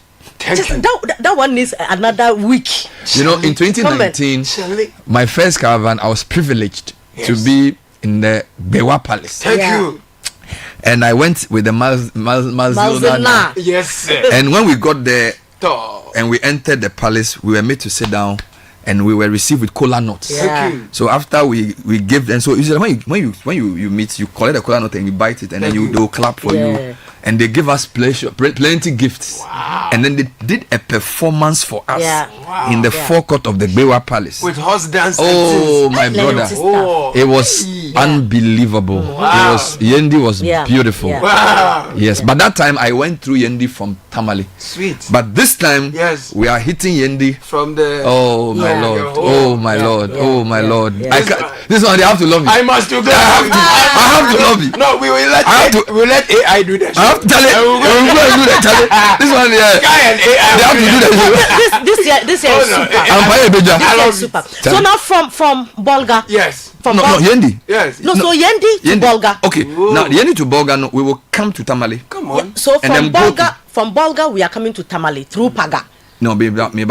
Into Uhiti Yendia, you have to use Tamale to Bolga. Yeah, to Bolga. Yeah, but you won't stop in Tamale. No. You are just going to Bolga. We are going to Bolga. So from Accra to Volta. From Then Volta to through Oti to Yendi. Yeah. From Yendi through Tamale to Bolga. No. Then you better see what Bolga believe it. with its environs. No. Yeah. Sandema, yeah, Navrungo, and do all your crocodile things. Then you Then come to Tamale. No, that thing is sweeting me. Then Udu Tamale, no one can say sometime. One land this side. From Tamale, you do a few things. Oh, I mean a lot of things. Just so we are now where you come time.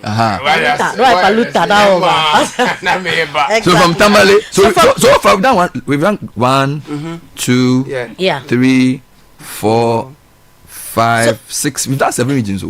Greater Accra, Volta, Oti, Northern. Then you've passed through Northeast.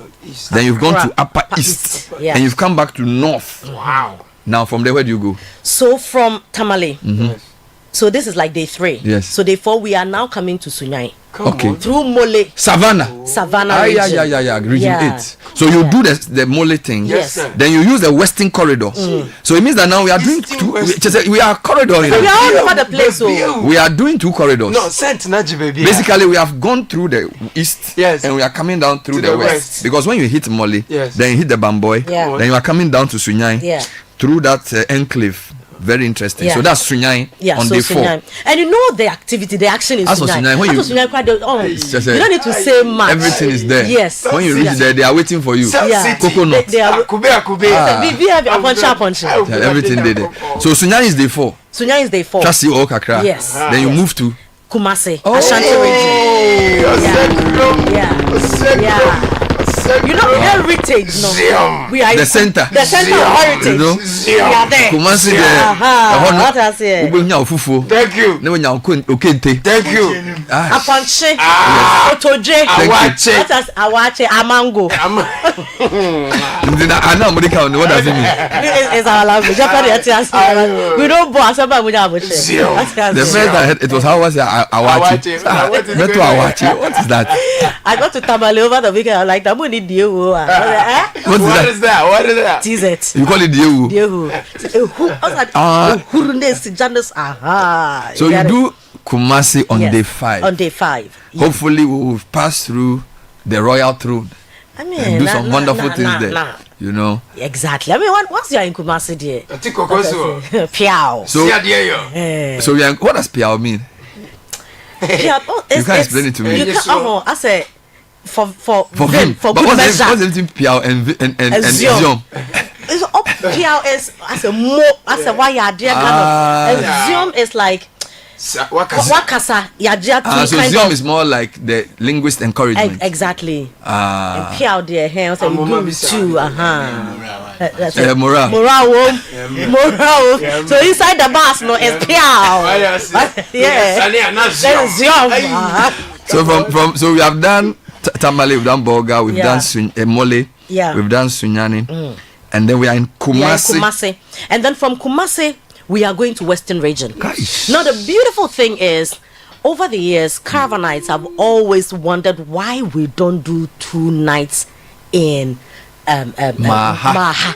Because Maha has too much to offer. One day is not enough.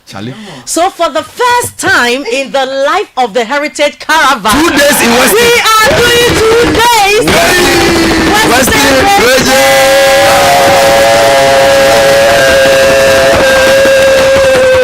Come on now. 2 days. 2 days in the Western region. In the Western region. I pick it. I did not pick it. Charlie, you are ahead of me. What I pick it. So 2 days in Western region. 2 days in Western region. This is Maha. Yes. Maha is natural. Yes, Maha is natural. So from Kumasi, you know there are many routes towards the Western. Yeah. Are you doing the central region or you are using Western North side? So we are using the Ayamfuri side. Exactly. Yes. Oh my God. Because we will come down to Accra through Cape Coast. So you will use Kumasi through Western North into Western. Enter that enclave, spend 2 days there. Exactly. If after that you want to end the caravan, you can end. The caravan there, it ended in Ghana. You understand? Yeah. So 2 nights. So 2 nights in Western Region, Maha Beach Resort. Okay. And then we are coming back to Accra through the southern. Exactly, through Cape Coast. Charlie, it means that you've basically drawn. Wow. Yeah. Wow. Yeah. And you do this in 8 days. In 8 days. Sunday to Sunday. Sunday to Sunday. Makata yaba yaba. The beautiful thing is it's always important for patrons to understand that this is a road trip. My God. So we are driving mostly, through Ghana. We are in the bus. The bus for me is my favorite. The action is inside the bus. The bus, Because the caravan is at the bus. Yes. Yeah. Because the goodies, the action, the people, the music is in the bus. And later I will give you extra information on the entertainment, because this year is going to be extra because we are carrying a whole brass band with us. Prima, you've said a lot. Wow. Now people want to know. Yes. What do we do next? Yes. So what you need to do right now is take your pen. Make sure it's a red pen. Write the number. It's just one number. It is one number. Number never jam. It is one number. My 2 numbers. Okay, what is my number? 0205. 0205. 973. 973. And no. 0205. 973. 973. What should we do with the number? Call the number. We should call this number. Call the number. Call the number. And tell them what? Tell them you want to go on the Heritage Caravan this year. As in register. As in register. Okay. I have not mentioned how much you are paying. So this one is just registration. Register. This is Go and write your name in the book of life. So this is registration and not lamentation. Let me sound this word of caution. Okay. The people who think that they have our Momo number. Don't pay it. This area, not using that number. If you go and pay in it, so let's be straight. This number is just a number to register. A declaration of intention. Exactly. Then you shall be called back and taken through the process. Yes. So you call, we'll take your details. All right. And then we'll register. And then we'll let you know when and how to pay. Exactly. When and how to make payments. So let me repeat this. This number is for registration. Now, if I call the number is occupied, what should I do? Text. I should text or WhatsApp? Yes, on WhatsApp. What should I say? Just give us your name and tell us that you want to be part of Heritage Caravan and 2025. Let us know how many you are. We'll take your full name, your address, your date of birth, and then that is your registration. So I call or WhatsApp and give them my bio data to say I want to be on the caravan. Exactly. And we are 2 or 3 or 4 or 5 or 6 or 10. Now let me also add that when we open the door for payment, registration does not automatically translate into I'm going. So register first. So we know how many people want to go. Then we move to the next level of payment. So this announcement is a registration announcement. Yes. And this number is a registration number. Yes. Once you register, you will be called to go through the process. Yes. If you are successful, we'll let you know. Exactly. So the number is 0205 973 973. Yes. So let me repeat this. Today we have launched Caravan. And we are announcing for the first time the phone number to call or WhatsApp. Yeah. This is for registration. Payment has not started yet. Yeah. The date for payment will be announced for payments to be made. Exactly. Because it's important to secure registration first before you move to the next stage of payment. Remind you too much. I've not sacked you. So I'm just saying I'm moving to the next thing, but you are free to stay. Now, Susu, please come. It's 6 minutes past 8. Tech and social media trends is next. So Heritage Caravan 2025 has been launched. For the first time, we are doing a proper Accra visit, or second time I think. We're also going to use the Eastern Corridor for the first time, and we're spending 2 days in the Western region for the first time.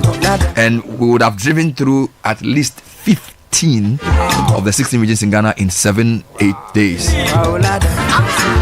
And it's part of the broader Heritage Month, which has many interesting things happening. Alright, so now Tech and Social Media Trends is next. Thank you very much, Frema Edunyame. Caleb, who's sponsoring this segment? Bernard, First Bank Ghana and Charlie. So First Bank Ghana says if you want to send money across the borders, Gambia, Guinea, Liberia, Nigeria and Sierra Leone, it's easy through the Pan-African Payment and Settlement Systems PAPS. You can do that. All you need is to visit any of our branches with your cash and your money is transferred. To receive money, you will need a First Bank Ghana account. It's one way we put you first. Call us to find out more. 0596-921-921 and switch to Telecel Fixed Broadband today and experience incredible bonuses, non-expiry bundles, data transfers across devices and lots more. New customers get 50% bonus data in addition to other mind-blowing offers, and existing customers receive 300% bonus data on every broadband renewal to keep browsing. To subscribe to Telecel Fixed Broadband for these amazing offers, dial *900#, use the Telecel Play app or visit a Telecel retail outlet. www.telecel.com.gh is where to visit online and get connected today. Terms and conditions apply. Telecel, connecting energies. Susu Graham is joining us with Tech and Social Media Trends. Susu, apart from the obvious, what else is trending? Oh, of course, but I still have to mention it. So we saw a lot of the,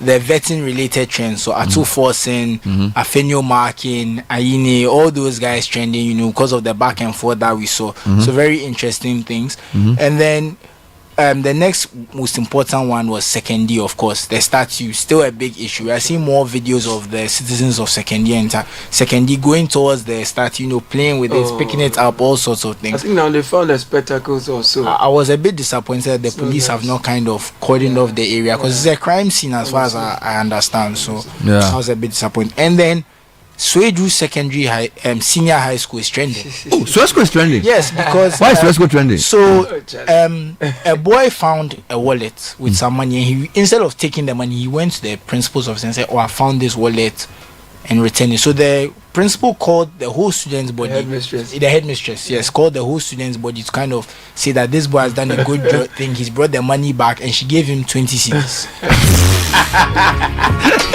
Great sweat. How much was in the wallet? Oh, unconfirmed reports say it was about 200 cedis. You know, we have some. It might be 220. If it was 2,000. What did you laugh? You laugh. What's so funny? You laugh. Is the act? Is the act? No. The board chairman. No. It's the principle. Thank you. No, but I think that matters. I think the global president of Swesco must intervene.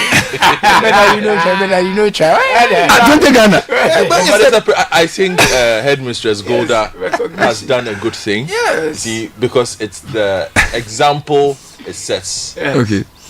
It's the example it sets. He didn't touch the money. Yes, it's he the sent to the honesty. principal's office. Yes, it's the honesty. And you know, I saw a report. No, Alice, you don't do this. Don't do this. As the alumni president, we have to do something. You know, the thing is, I actually saw a study that when researchers dropped wallets in different countries to see how often they are returned, and wallets with money, only 20% are returned in Ghana. Wow. So in Ghana? Yeah, that was the study. So it's part of the 20%. That's why I'll give you 20. Oh my God. I feel that You're incorrigible this morning. Oh my God.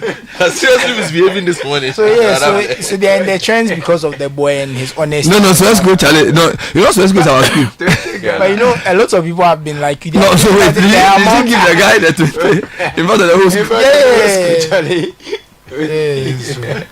It's a principle. I don't like how this has gone. I thought that we'd be rather praising the boy. No, it's good. And the school has done well, you know. I mean, you see, it speaks well of the training being provided. It's not the amount. No, I'm just kidding. But it's a good thing. Yeah. It's a good thing. It's a good thing. Wow. But you know, people on social media have been saying that just 20 CDs and things. But you know, like you said, it's about the action. And like we said, if 20% of Ghanaians, according to this study, return wallets, it shows that it's not a very common thing. So it's actually. But when did this happen, though? I believe it was yesterday. Yeah, yesterday. So I'm told the head didn't call an assembly because of the boy. I think it was just an assembly. Yeah, and then they announced it. Okay. So there was a main assembly and then it was announced. But he was called. But we will also kindly urge global president to do something, Charlie. To drive his car there and meet the young. I mean, bring him. Let me interview him. Because Charlie, Swesco has done. The interview is not even necessary. You just want to. But the global president has to show. You know what you must do. He knows what to do. Yeah. What's the boy's name? I can't know. The principal didn't mention his name. You see, for privacy. You know, I think there are plenty of students, so she didn't even remember his name. But global president knows how to get the information. We have to find the boy. Wow. So Swesco is trending. Yes. For the good reason. Yeah, very good reason. And then in tech news, Apple have a $1.8 billion App Store lawsuit in the UK because you see the way the App Store works is every purchase that happens on the App Store, Apple takes 30%. Okay. So users are upset because some certain apps will raise their prices when you use an iPhone to make up for the 30%. So there's a class action lawsuit because Apple users feel like they've been cheated by paying more than people use Androids and other phones because of the 30% Apple takes makes other companies charge them more. So it's a class action lawsuit in the UK. So a listener says she wants to give me 1,000 CDs. Wow. To send to the Swesco boy. So I don't know if global president will accept that. Me too. When I find wallets, I return them. Global president, are you going to receive the 1,000 and send to the boy on our behalf? Oh, that's nice. That's nice. Yeah. Wonderful. No, somebody wants to send me 1,000 CDs to send to the boy. Really? But they say I have to send it through global president. Global president knows what to do. So come and collect the money.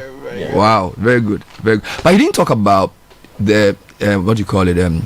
TikTok is considering selling its US side to Elon Musk because of all the threats. We are told that right now a lot of the people in America are very careful in downloading China-related apps because of the threat of ban. So now, one of the considerations being made is that they may sell it to Elon. A bit convenient. You know. Interestingly enough, American TikTok users have actually started downloading. There's some app I can't remember. It's Red One, I believe. It's like Chinese Instagram, which I feel like it's kind of like a protest at TikTok also being sold. So there's a lot going on. Yeah, that's we need to watch that space because for me, this is geopolitics. It's not even technology. It's more power, influence, espionage. But I'm just saying it's a bit weird that if it does happen, it's Elon who buys it, considering What is the done one to person Twitter? who has pushed the TikTok agenda is Donald. And Yeah, you can. and Donald Yeah. It all smacks of. So was it a chase of purity, or was it let's just try and get what is obviously a very, very profitable business? I believe that TikTok they are not too worried because their biggest market is Indonesia. They keep serious. Yes. Their biggest Not even China. No, their biggest market was even India. They were kicked out. Yeah, India kicked them out. They were kicked out. Went to Indonesia. Why did India kick them out? Same regulations again about the uncontrolled nature. I think it's more the worry by large countries that their citizens have become a market for people whose motive they don't really know. And you have to also remember, India and China have very tense relationship as well. You know, they have a border region that's heavily contested, that they have skirmishes very regularly. So you can also see that the context that it seems like is the countries that have issues with China. So we know what worries us. Who is, or because we're only 30 million, we're also a lot too. But even like I was saying, like even it's a because see what Nigeria did to Twitter. Yeah, it's a good question. They know their numbers and they know what they mean to these companies. In fact, and Indonesia has banned the sale of the iPhone 16. How many people are in Indonesia now? A lot. I would say like maybe 200 million. It's a lot. And they are the largest Muslim country in the world. Yes, So they banned the sale of the iPhone 16, asking Apple to invest more money in the country, different things. What is the population of West Africa? If Nigeria is 200 and something million, Ghana is 30, Cote d'Ivoire is like 20. Isn't Nigeria more like 160? No. Let's even assume they are 200. Yeah, they're about Ghana, Cote d'Ivoire together, we are probably 50 million. I think the whole of West Africa will be at best 250 million. No, we are much more. I think so. Nigeria alone is about 200. So Nigeria is more like 160. See, Ghana is 30 million. Cote d'Ivoire is about 20 million. That's 50. Burkina Faso is like 12 million. Togo and Benin are like 8 million each. All those smaller countries are average 10 million. If you add that, that's another 100 million. So 300 to it's actually more like 500. Yeah. 500 million. Half of a billion. Yeah. The question is, what are we doing with those numbers? Because we are more than Mexico together. We are more than Indonesia together. But we keep fighting each other. Yeah, we are busy. And I also think our internet governance does not recognize some of the dangers of these things. We basically accept everything, which is not good. Our parliament needs to wake up to some of the nuances of technology governance. It's very important. So thank you for being on the show. Wow, what an eventful segment. You're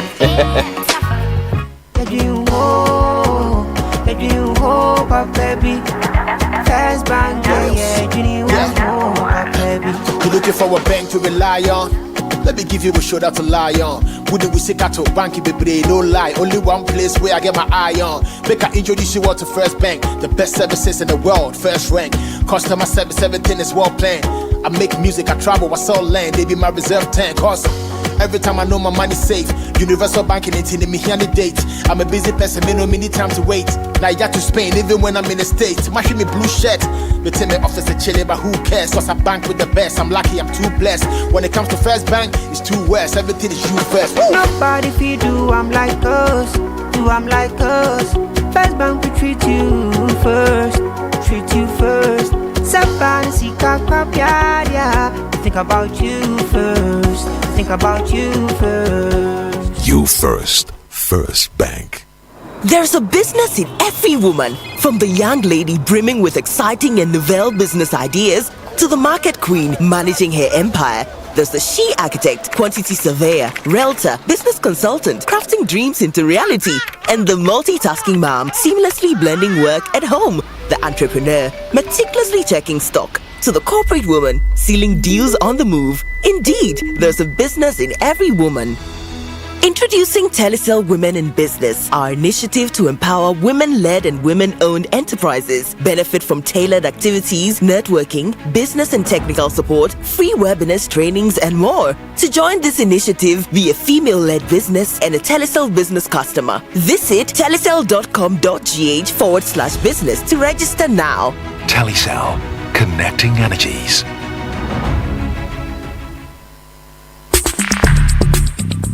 Join the conversation on the Citi Breakfast Show on Facebook at facebook.com/Citi97.3, Twitter at twitter.com/Citi973, and Instagram at instagram.com/Citi973 with the hashtag CitiCBS.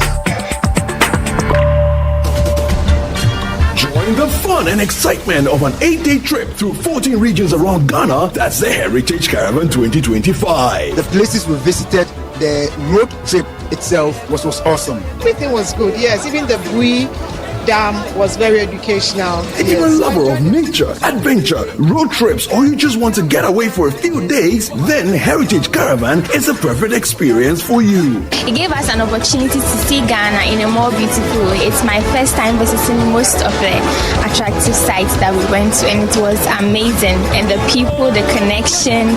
A week of an immersive Ghanaian experience, be it food, music, nature, culture, or history, the Heritage Caravan has it all. And you'll definitely have a blast when it comes to the Jama on the bus, the networking, and the bonding. Heritage Caravan 2025 is from the 2nd to the 9th of March 2025. Call 0205-973-973 now to secure your seat on the caravan. It was an out of this world experience. I want to register before I leave here this evening, and I'll make an advance payment immediately. I don't want to miss out. You have to experience this. You have to experience this. The Heritage Caravan 2025 is powered by Channel 1 TV with support from 97.3 Citi FM.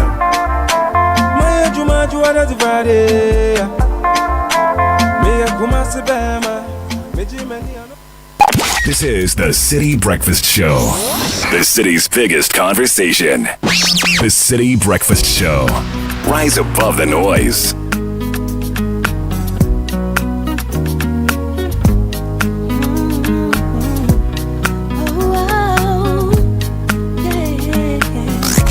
Unleashing the power of relevant radio.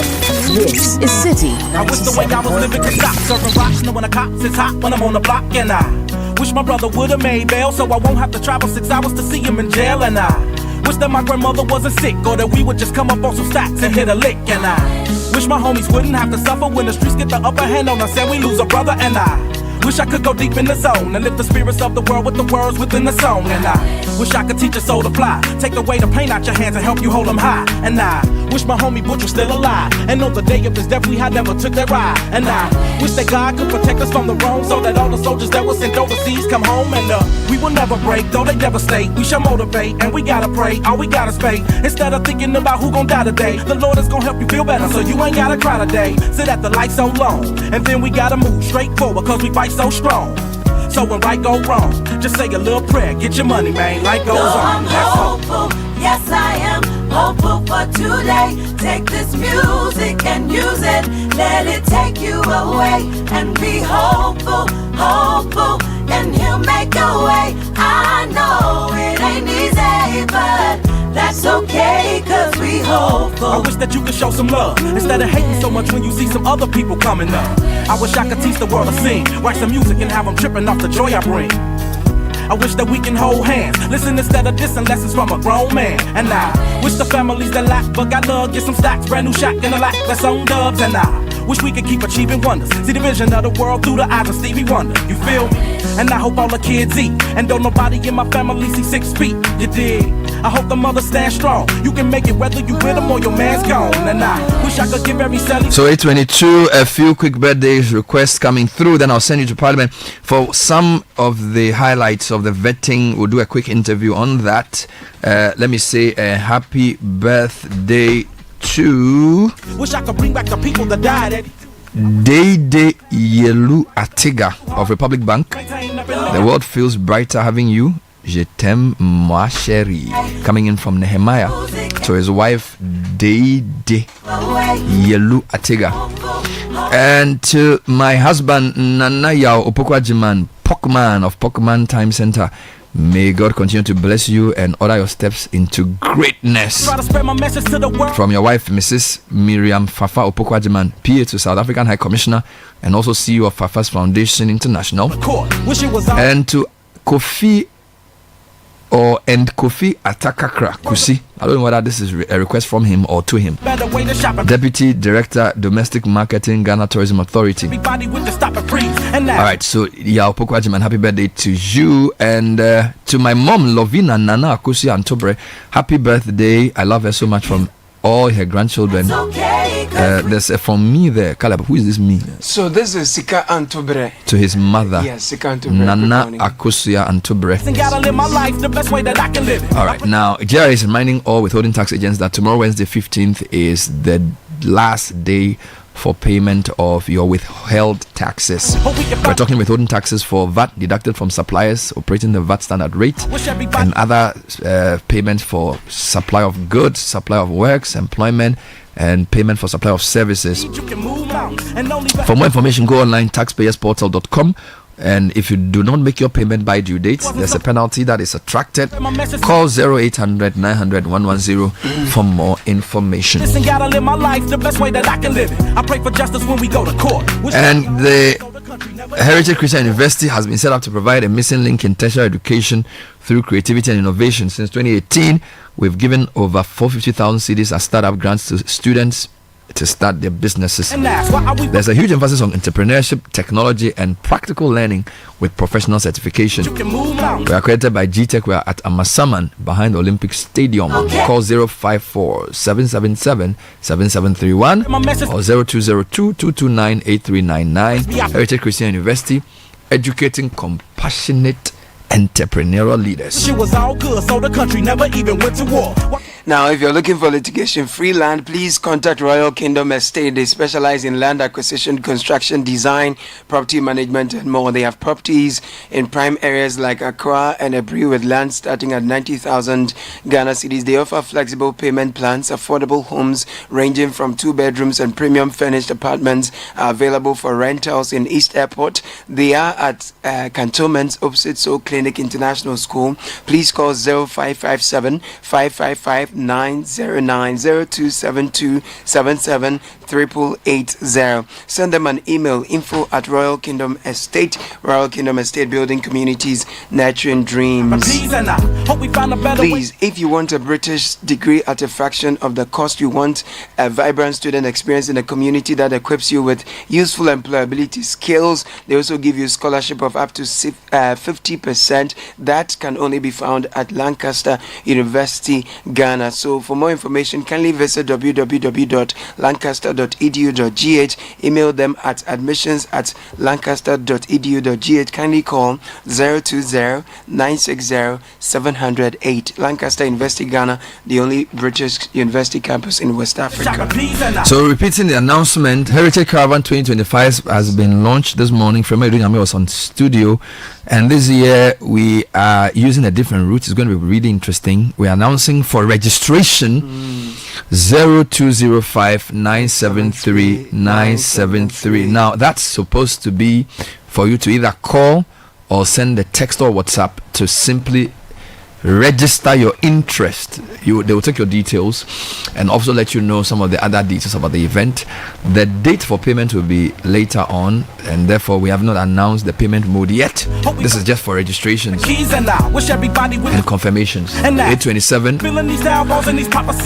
You can be wrong if it's you down. With the faith of a mustard seed, you can move mountains, and only the heaven. Let me take you to caucus leader for that particular segment. Good experience. And now coming substantive. So it's almost like there's a method to this.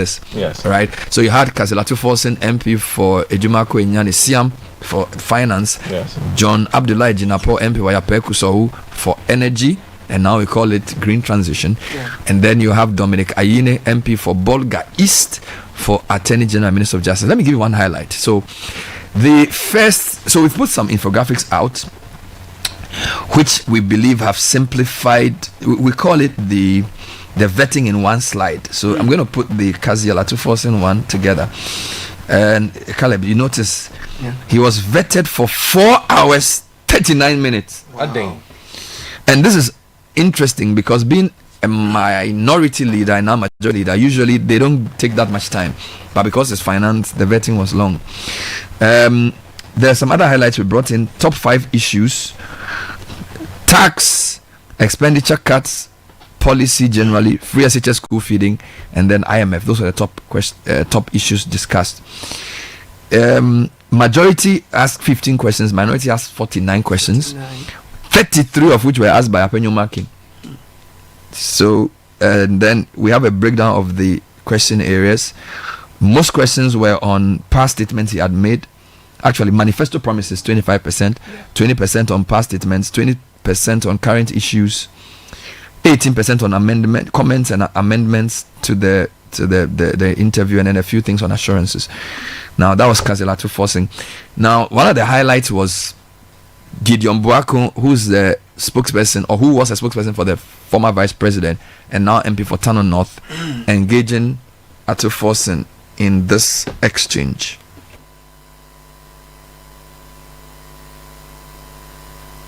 April 2019, Ghana's economic management team held a public lecture at the College of Physicians and Surgeons. And this lecture was led by the former Vice President, Dr. Mahamudu Bawumia. The lecture was themed Our Progress, Our Status, Our Future. A day after that lecture, there was another public lecture organized by the Coalition for Restoration that is affiliated to your party on 4th April 2019, and you spoke at that public lecture, which was themed The State of the Ghanaian Economy, Myths and Truths.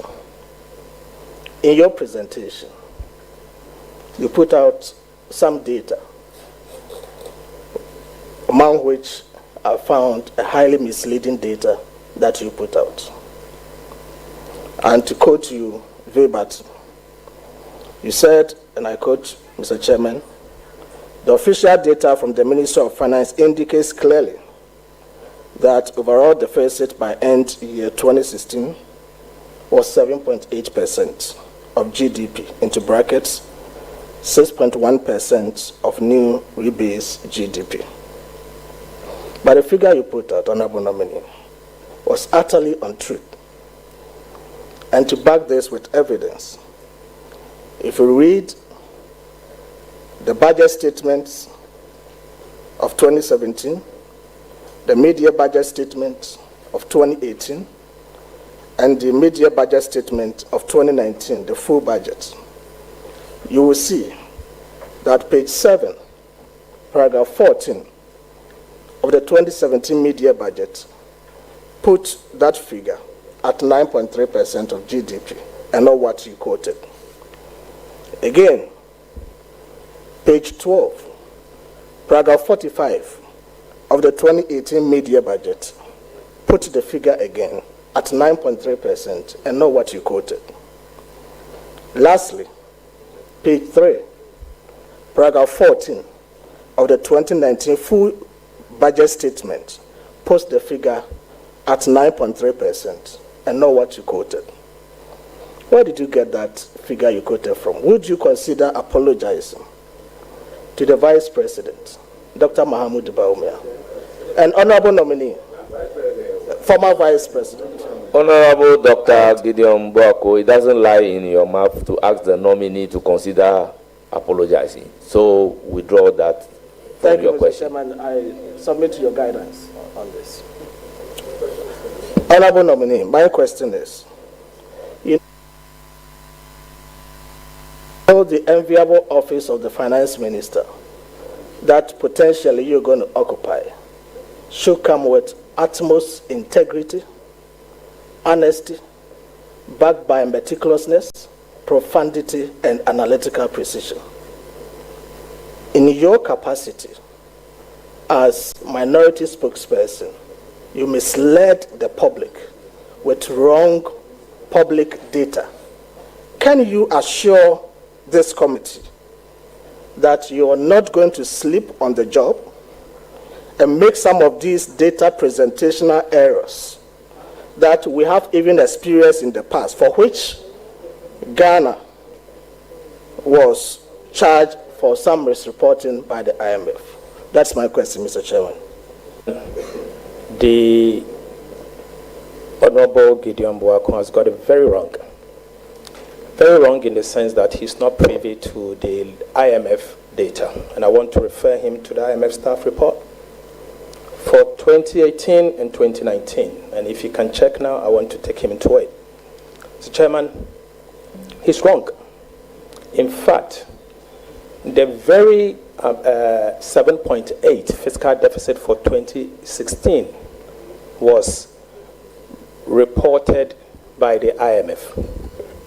And Mr. Chairman, the IMF has subsequently even revised the fiscal deficit for 2016 down on cash basis to 6.3%. 6.3%. Mr. Chairman, you know me in this house.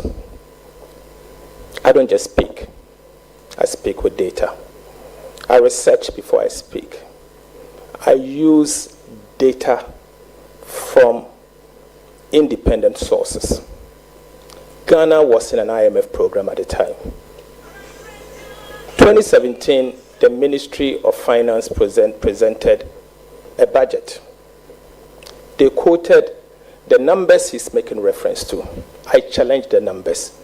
In fact, my former boss also challenged the numbers because I was a deputy minister at the time. 2018, they repeated the same inaccurate numbers, and it had become the order of the day. So, Chairman, Mr. Chairman, I have a responsibility.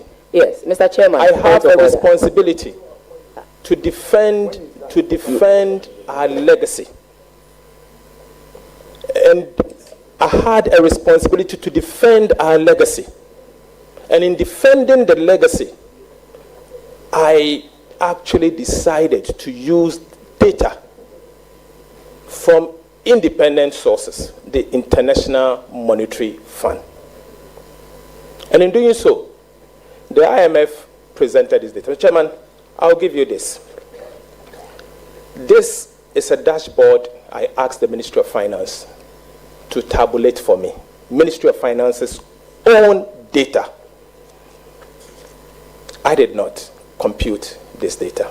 It's coming from Ministry of Finance. According to the same Ministry of Finance, the fiscal deficit, cash basis for 2016, was 6.3% of GDP. Mr. Chairman, this is not coming from me. So the 7.8%, I was extremely charitable, extremely charitable, because I've weighed off 1.5% of GDP. Because that was what the Ministry of Finance has reported. They gave it to me this morning when I asked for it. This is coming from the Ministry of Finance. So there's no basis for me to apologize. I stated the fact. I stated what is coming from the IMF, what I had earlier on objected to, and I've asked the government to consider relook at the numbers again. Thank you, Mr. Chairman. Well, that was a segment of the vetting. Now, what's quite interesting now is that Mr. Gideon Boako has also gone ahead. He told Citi News that he doesn't think the new minister or the minister nominee's promise of removing the e-levy and the betting tax can happen without additional taxes coming in. So that's something we'll be speaking about, whether he believes that those taxes can go if new taxes don't come in. So we have to discuss that briefly, and then we'll see where that leaves us. But I don't know what you made of the whole session. Cassiel spent almost 5 hours. Jinapo spent less than 2 hours. One just an hour. And then Dominic Aini also spent quite a bit of time. So, which is quite unusual, because when you have the majority leader being vetted, it's very short. But because finance such a big side, almost 5 hours vetting Ato Forcing. Yes, 4 hours 39 minutes. That's a long time to vet somebody. Yeah, but necessary. Yes, very necessary. Absolutely. I have no qualms about the amount of time that was spent at all. If they had to spend the whole day vetting only him, they should, because it's about the economy, stupid. And this is the person who has to make sure that the economy runs properly. The economy, as we know, isn't in its best shape. And so we needed to understand what are his thoughts about some of the key issues, what are his principles, what are the things that he stands for, and we could get a sense of that through the vetting. And I must say, the quality of the questions yesterday, I'm not going to deal with the interjections and all those things yet, but I'm just talking about the quality of the questions, the expertise of the persons on the panel yesterday. You have the former MD for Exim Bank on it. He was on the second. He didn't ask questions on Atu, but he asked questions for the energy minister. But I'm just saying he was there. He was there, yes. Yes. Former MD of NIB was there. Madam Abnasari was there. Former Minister of State. Yeah. Yes. Former Deputy DG of SNIT. SNIT was there. She's called Coco Asante. She was also there. Mostly first timers, by the way. Yeah, but Gideon Bwakun was there. Yes, also a first timer. A very, very strong set of people who understand finance and economics, irrespective of what they have done politically. If it comes down to a basic understanding, of course, of how a country's finance and its economy should work, these are people who are very knowledgeable. Wonderful. So it was a very good set to have to ask him those questions. I must also admit I appreciated Ato Forson's calmness for 4.5 hours. Sally? Sitting down. Seriously. His demeanor did not change. At all. His temperature did not change. Man is ice cold. He wasn't even sweating. Yeah, man, he's ice cold. Seriously. Man. He's got ice in his veins. And for me, that was interesting because to run what he's about to face, he needs that. He needs that kind of demeanor to run the economy. Again, for me, I'm still not convinced on where the money is going to come from. I don't think it's a question that he asked. And you say you cut waste in cut expenditure. Yeah, but we still don't have a clear sense. We needed more on where the waste is. It is, it's still a lot of very ambiguous language. Yeah, we need specifics, and so we will watch. But I don't think anybody watching yesterday would leave with the impression that he doesn't have capacity. No, he does have capacity. He can do the work. To do the work. If he can, is another issue. Time will tell. Okay. But at least on the basis of just watching yesterday, I have no issues with him Forson coming in as finance minister. It's also based on the rigor, and I must admit there was rigor on the questions. They couldn't have asked everything. My only point of departure from you was that a lot of the questions were of the, and it's very journalistic style kind of questions. So I got you. You said this, and this is wrong. While that is important, we did an analysis of the question types. I thought one of the very important questions that was asked was actually asked by the Fuku. Yes, former NIB, sorry. Yes, NIB boss. Very early on, he said, look, tax exemptions are always a big problem in Ghana. Yes. And we give a lot of tax exemptions. And I know your position on tax exemptions because in the previous parliament, it was debated and you thought that the exemptions were too high and therefore they should be reduced. But he says there's a provision in our laws that allows government to take equity in exchange for tax exemptions. And he says, till date, he doesn't think any government has actually taken advantage of that. Now, did Atu think that was a useful way? I think we could have spent a bit more time on those types of questions because, as Godfred is saying, we are going to have a lot of issues with getting money. And if you're going to grant tax exemptions to companies, it must be in exchange for something more tangible than simply saying they are bringing in goods to do 1D, 1F. Yeah. Right? And some of the companies that are asking for tax exemptions are strategic companies. You have companies in steel. All right? Now, you want to do bauxite and that kind of thing. If you have big companies in steel getting tax exemptions in the tens of millions of cedis, I think it would be nice to even take 10%, 5%. That could be a way to build. So instead of government setting up a company and mismanaging it, these are companies that. So I thought it was a very important question, but I don't think the committee was interested. I don't think anybody jumped on it.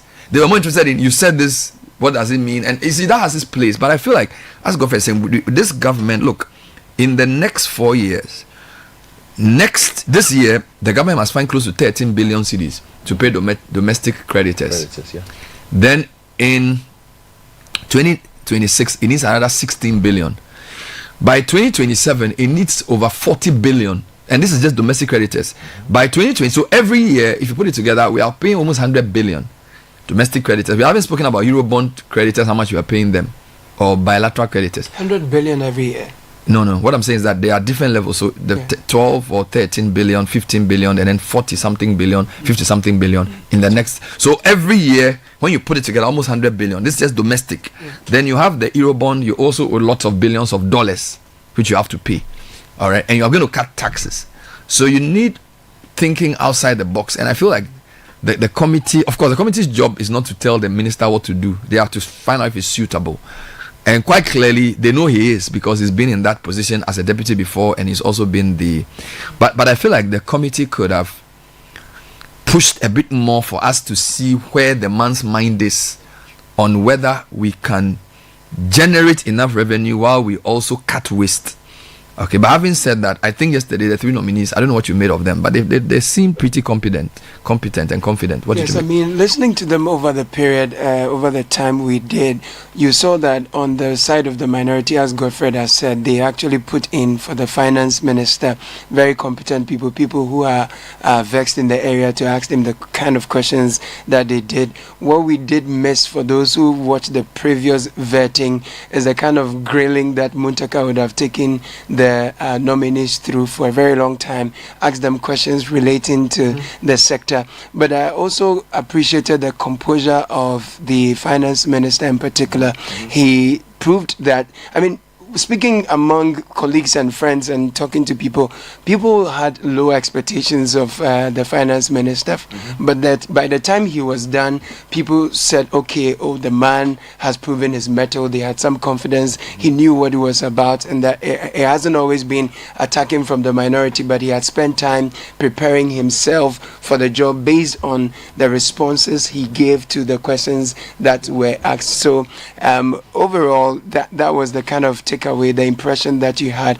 There is an interesting relationship going on between the minority leader and the chairman of the committee that I think is fleshing out with time. Yeah. They will need some time to figure out what they want to do and how they want to go about it. I don't know, what do you make of that? I look, so when the vetting started, Apenyomakin made a statement, and then the majority said he was sounding like a press conference. They were saying he was talking too much, and he pointed out that previous leaders had made similar statements, so that they didn't set off on a good tone.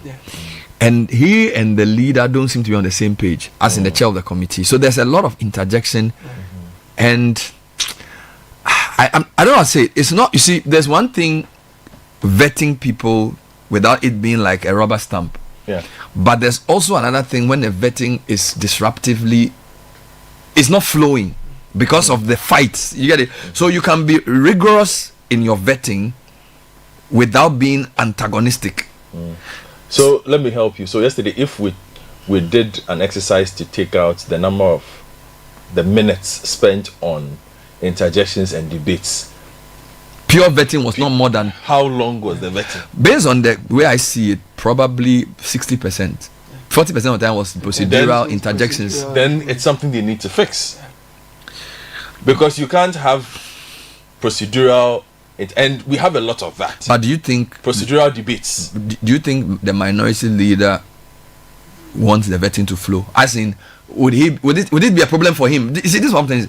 In previous committees... Yeah. The leadership of the vetting have sort of come up with a similar view on what they want to put out. Yes. It seems to me that this vetting, the two leaders are at odds as to what they want to do. All right. I feel like the chairman wants to assert his authority. Exactly. He wants the vetting to flow. Questions to be quick and straight to the point. The minority leader feels his people are being intimidated because a lot of them are first timers, and because they've been seen as a micro minority, he wants to show that they are not there to just rubber stamp, and therefore they would assert their rights. But what that does is that there is no flow, and there's a lot of interjection. Yeah, well, I look at it also as day one, everybody is trying to piss on their territory. Okay. So let's look at the next batch and see. Exactly. Okay. Also, it's a new group. True. Okay. They're feeling their way, yeah. Apenyo, Okay, Mama Pat. So they are storming before they norm, and then they form and they perform. You know? Yeah. No, it's basic group. What do you call it? Group dynamics. Right. So you storm. You norm. You form, and then you perform. Storm means you fight. You norm means you agree on some rules. Right. You form. And then you form means now you're working together. Then you perform. So we are clear they are in a storming stage. Yes, where everybody wants to show that I will not be a walkover. So Afenyo wants to assert his authority and protection as minority leader for his people. Ahiafo is saying, look, I'm in charge. We must do this. So we're going back and forth on this. In the end, they will get to the point where they must understand that we are here for a reason. The reason is the persistence. There was a sequence yesterday for 20 minutes. Yeah. Dr. Aine was just sitting there. Yes, as they were fighting. They were fighting. You know. And what tends to happen is that the chair is new as chair. Yes. Because a new deputy speaker. 2 members of the majority side who I call the de facto leaders. So even though Kofi Bua is leader of the majority as deputy, a careful look at the committee shows that Gavin Sagboja, who's the chief whip, and Mahama Yariga, who's the prospective majority leader, actually the two forces who are trying to say to the leader, look, don't allow this guy to push you around. Kofi Bua was a bit frustrated with Apenyo Makin as well, because Apenyo Makin was at his disruptive best. My God. You know, so I don't know what you make of what he's doing, because you see, this is my analysis yesterday on television. I said, look, Haruna and Muntaka were very effective as minority in a vetting, because I could see a method to their vetting style. So let me give an example. A nominee comes in. Okujeto Ablakwa starts by aligning your CV to let you know that there's a way of doing things here which is different. He doesn't do it in an antagonistic way, but he goes about and says, you did da. Then they align the CV. Then Suhini will come and do a question or two about something you said in the past. Archaeological digging. To realize that, Charlie, you have to be careful. Good. Now, your government side will ask all questions, and then Muntaka will come in. Now, usually Osewusu would not give chance for unnecessary questions. But when it comes to Muntaka, he gives him the chance. And Muntaka will do sometimes 30 minutes. In fact, there was one he did almost an hour of cross-examination. And they were all watching. And then when you are done, Haruna will come in and ask you to do assurances. Will you assure this house? But I didn't see anything like that. Yesterday, when they give leadership the chance from the minority side, the deputy minority that didn't really ask a lot of questions. And because Apenyo had asked a lot of questions in between, he didn't really spend a lot of time in his segment, apart from Ayine, where he spent a lot of time. So Apenyo asked KSL 33 questions yesterday. But a lot of them were asked in between. Yes. Because I think, like, you see, you're an interviewer. If you have a chance to talk to somebody and ask him 3 questions at a go, you can get a lot more.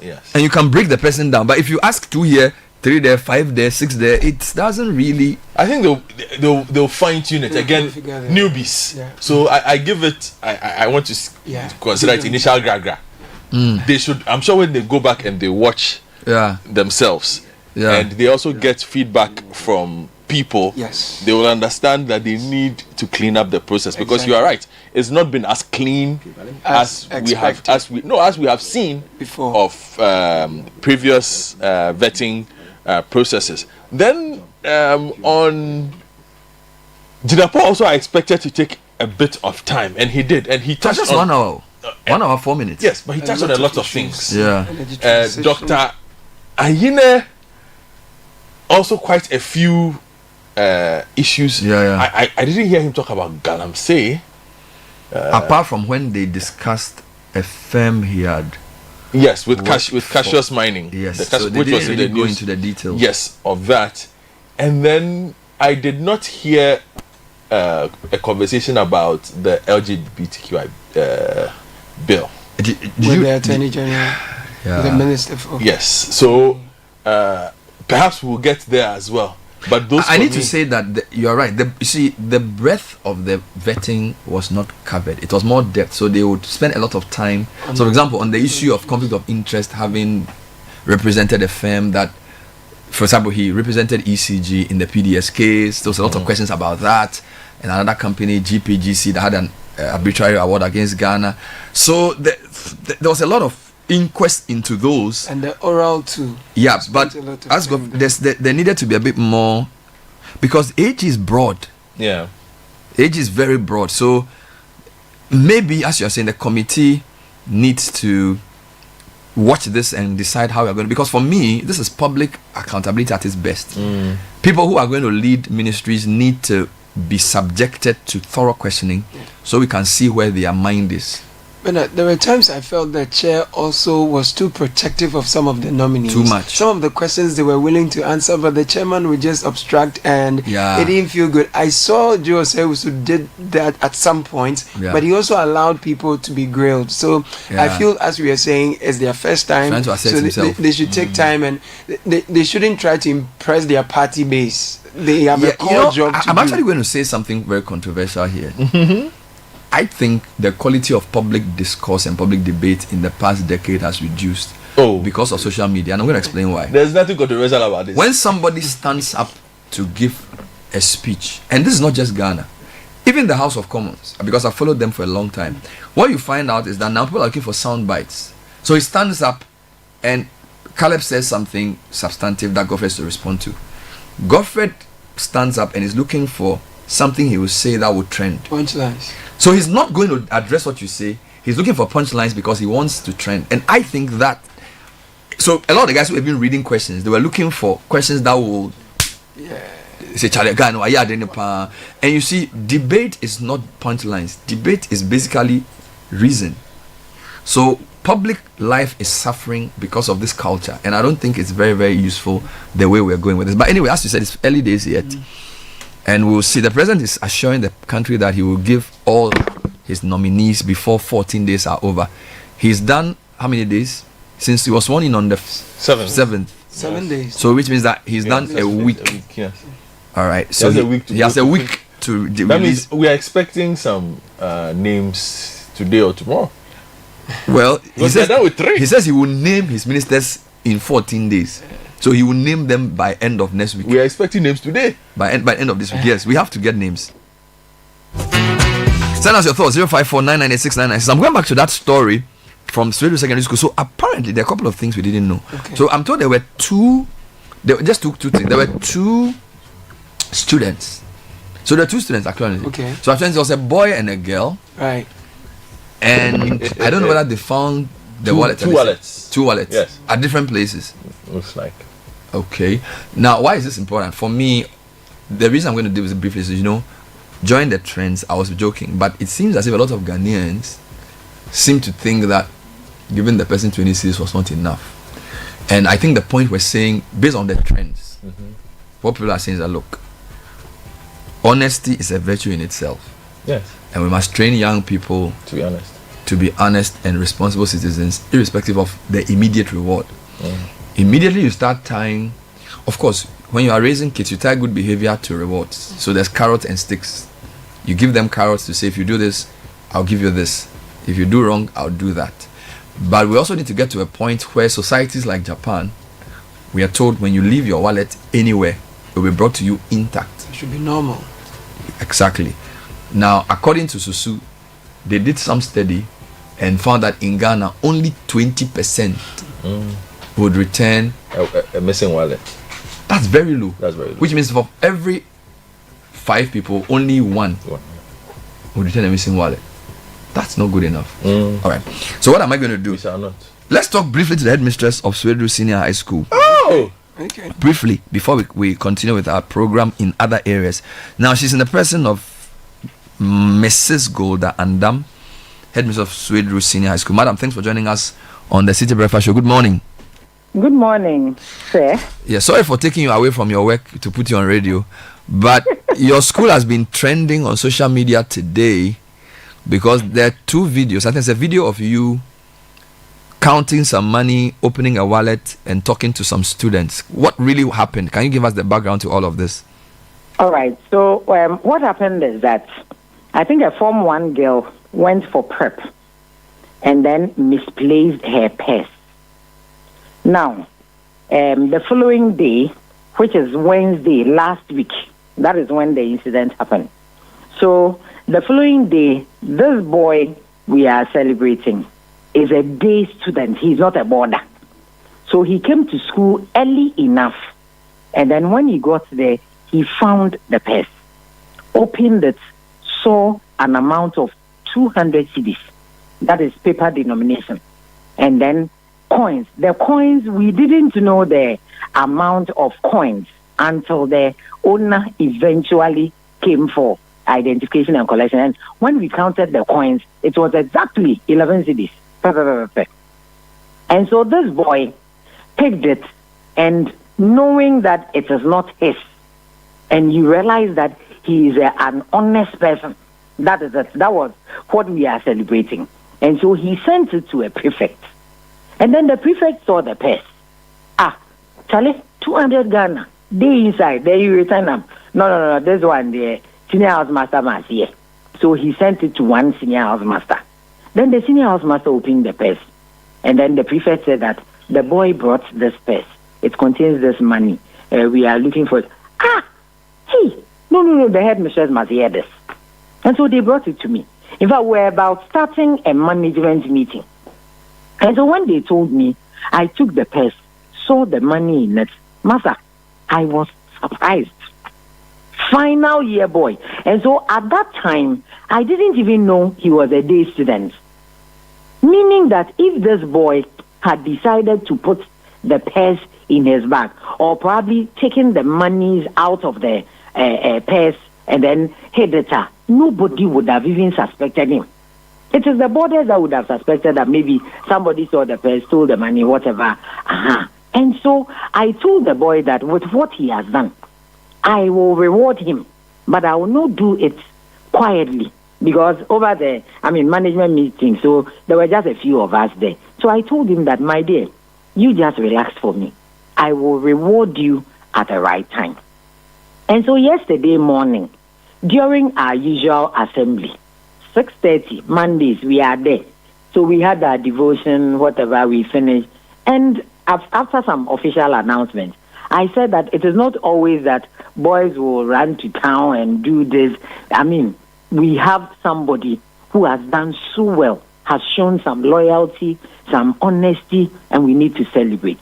And so we have this boy here who found money in a purse.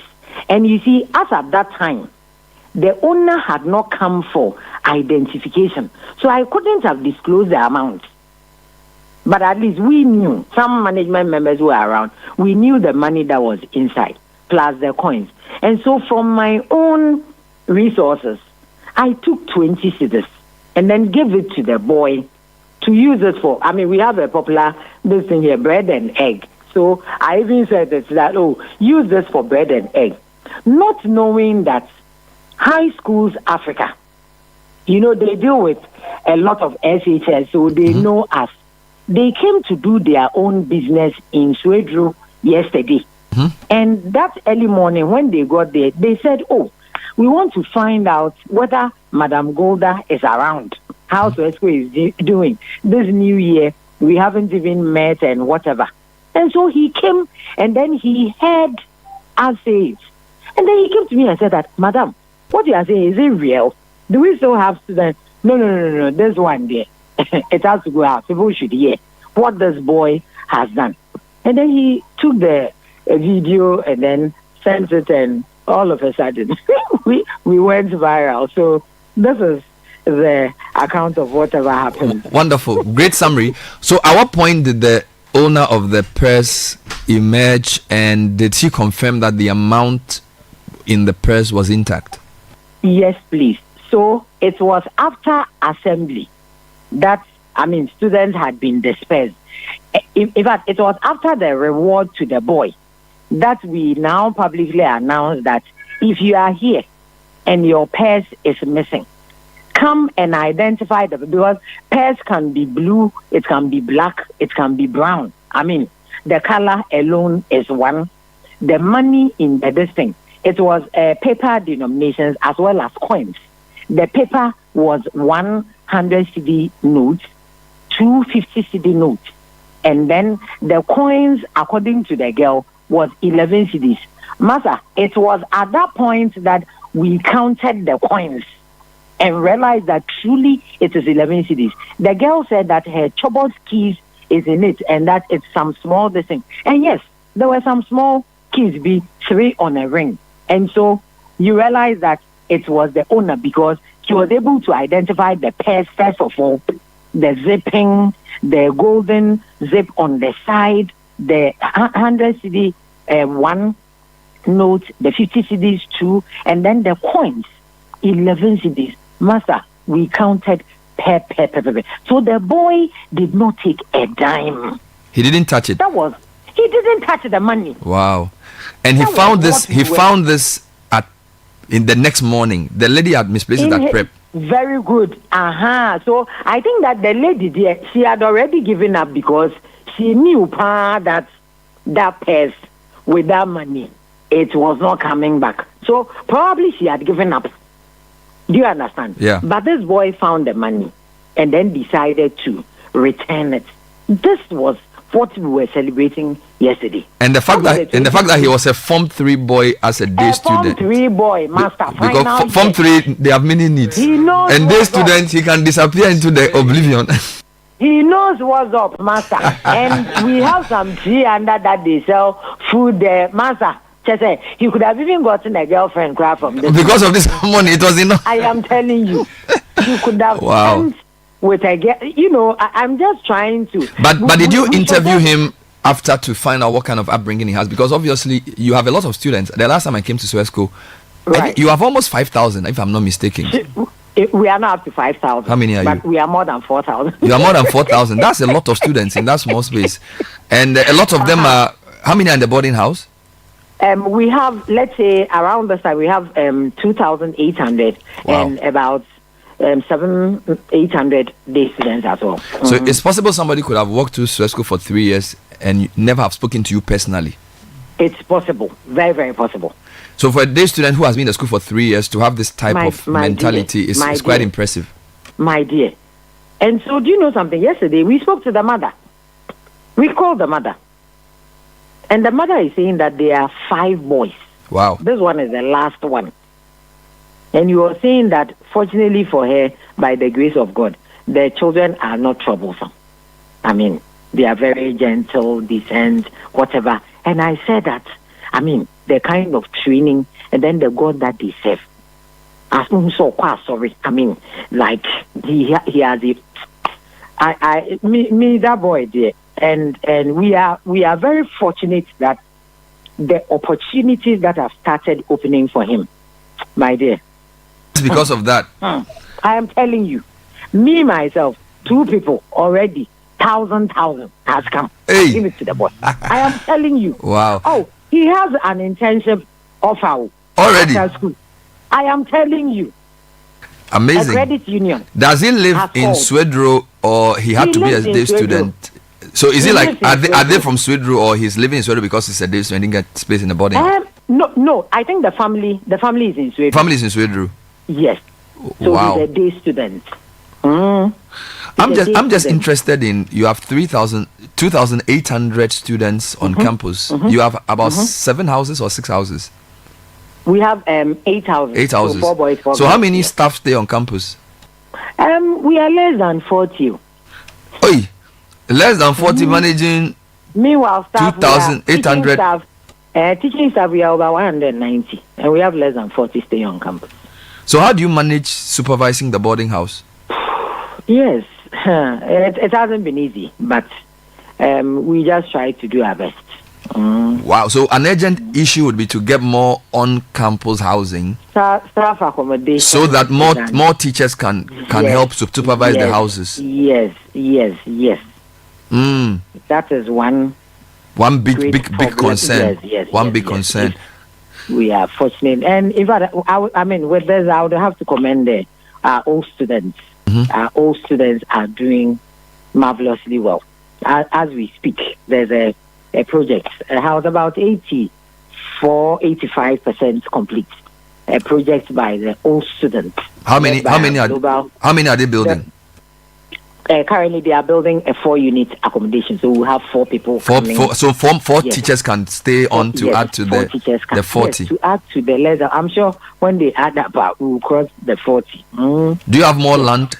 So that As for land, we have, and we are even fortunate that the board has instituted a program, a project, as in build a name. And so, if an individual, if a group, association, whoever, we have a prototype kind of building. If you build that, you can name it. It is something that the board has, subscribed to, and we are selling out that idea too. So do I have to be an old student? So if I come into money and I want to dirty myself, I can get Bernard Avle house. You, for instance, Mr. Bernard Avle. Yes. You can come and build, and then you name the building Avle House. Simple. Oh, just like that. You are good. Just like that, Master. The land is there. May the Lord bless us with success in a couple of things. Amen. Because I know we will have a Bernard Avle house. But finally, and I'm not leading in temptation. I'm just asking. You have 2,800 students in boarding house. Yeah. How has feeding and things been? Because this week the president has already announced that some of the relief food should be sent to some of the schools in the north who are not having enough food. Chas was not even happy with reopening. They wanted reopening to stay. So this is something in the public domain. All right. Yeah. How have you managed feeding these 2,800 mouths every day? So we have been feeding them with what is available. So what is available then? We have some stock that are supplied. And so sometimes we have rice, sometimes we have maize, sometimes we have tomatoes. So we manage to put up something together with the available resources that we have. I see. So I'm sure you need more. Oh, definitely, yes. We will need more. We need more. Wow. They say now head teachers are like magicians. That's what I'm told now. That work is, the training for headmistress is not just how to teach and manage the school. It's basically how to make sure there's food there, keep the school clean, make sure it's safe. It's almost like your hair will grow grey by the time you finish the work. Yeah, so we are managing by the grace of God. Yeah. But you have a lot of land. Are you growing food? Are you rearing animals to supplement what you get from the government? Yes, we have a piggery as a school, and so sometimes we sell some of the pigs to buy feed, support, whatever. We also have a school farm that the old students actually activated it for us. They paid for plowing. They supplied seeds, fertilizer for us to be able to get some vegetables done, and we use it to support the school. As for land, there we have both for cultivation, both for building, and all infrastructure, whatever. Yes. And by the grace of God, the old students have been able to support us, especially the North America unit of the old students. They have helped us, and we have walled all our land. Though it hasn't gotten to the standard height, but at least we have about 5 course wall all around our school land. So you secured the land now? We have secured the land. So for farming, for infrastructure. Master, as for the land there, you just come. Whoever, come. We'll give you the land. You build or you cultivate together. Maybe we share the proceeds. Something. This one, the Semper Cum Optimus. Always with the best. Mrs. Golda Andam, headmistress of Swiss School. You do all. Thanks for talking to us. Thank you. Wonderful. We are grateful. Thank you. That was the... So I think we got the full context now. Yeah. We got the full context now. But the headmistress is such a vibe, I like that. I went there in 20... I don't know, it's 2019 or 2021. I don't remember now. I think it's 2019. Charlie, when we got to the assembly hall, so basically we're going to give a talk. Yeah. And this was like a hall of 1,500 students. They were talking. Charlie, we're sitting at the front. As soon as this woman entered, the whole place, silence. Wow. When she came to the stage, everybody stood up. And I said, Charlie, secondary school will be proper place. Yeah. You know, because they were talking, they were laughing. As soon as they sensed that she was there. Hey! Wow. And this is the school that has boys and things. So mixed school. I was really impressed with the discipline I saw that day. And we spoke to them as well. And the global president Samens is doing a lot, and we can see the effect. But I'm thinking a 4-unit parent teachers bungalow is not enough. Because look at the mathematics. So 2,800 students, and the school has about 4,000. So about 1,200 are day students. That enough is a problem. Because when I was in Presec, we had more borders than day students. But 1,200 day students is a very big problem, because you can't influence what they do. Now 2,800 people in 8 houses, all right? And you have only 40 staff on campus. Wow, 40. That's the problem. You know, so how many? It's not enough. So if you know, because you need to alternate the teachers coming in to make sure the students are doing the right thing. Yeah. And this is just 3 years. It's not A level where you had in our time. You had sixth formers who are a bit more mature. Yeah. So if somebody goes Form 1 or Form 2, there are sixth formers who are, some of them are essentially adults. Yeah. But SS1, SS2, SS3 is very small. You know, to have just 40 teachers on campus, it affects discipline. And then she didn't want to go too much into the food thing, but it's not easy.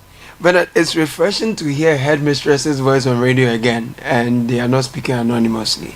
Anyway, but you know the route. If I had called her and asked her to talk about feed, she wouldn't have done it. Yeah. So it was more.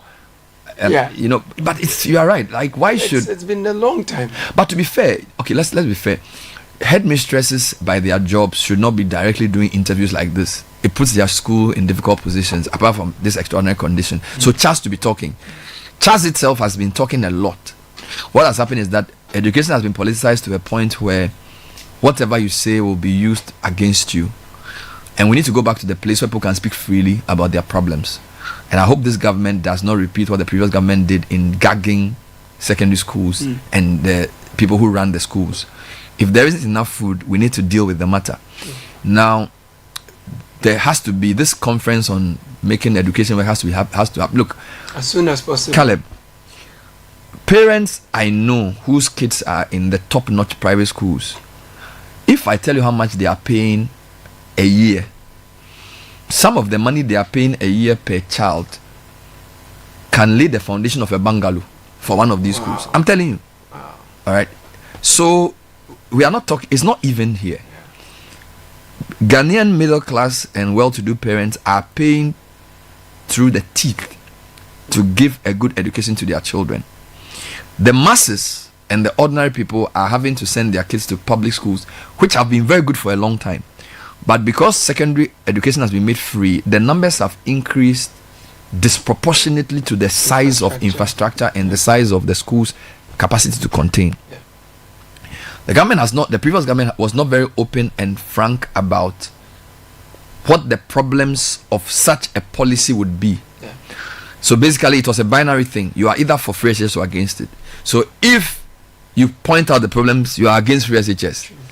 If you gloss over the problems and you close your eyes, you are for free SHS, which is frankly not a very sensible way of dealing with an issue. You could say, look, we have introduced a policy that in the short term will be very difficult, but in the long term will benefit all of us. So what we should do is all of us should pull together. The president has said he wants to implement free SHS. He is the president. He's made a decision. We support it. So what we need to do is how do we make it work? Now, you make it work by admitting the short-term problems it creates and finding ways of dealing with it. But this idea of we are not going to listen to anybody is our policy. And if you think the policy is being rushed, it means you are against it. When you want to score political points with a policy like this, it ends up messing up the thing. This government has a very big responsibility. Free SHS has come to stay. How do we make it better? I think that's where we are. And thanks to Mrs. Andam for that heartwarming story. A couple of messages around that particular quickly story. Let me just give it to you, Bernard. Please drop a Momo number. We need to reward this young man for his honesty. It's a virtue that's lost in our society lately. This Jesse from Sakumono. It's okay, Jesse. Let the young man remain a young man. Bernard, raise funds to build a dormitory. Just like you did for the flood victims, and name it after the boy. Hey! Good morning, brother and team. How much does it cost to build not a dormitory, a master's bungalow? Maybe we should check. It couldn't be that wild though. Yeah. You'll be shocked.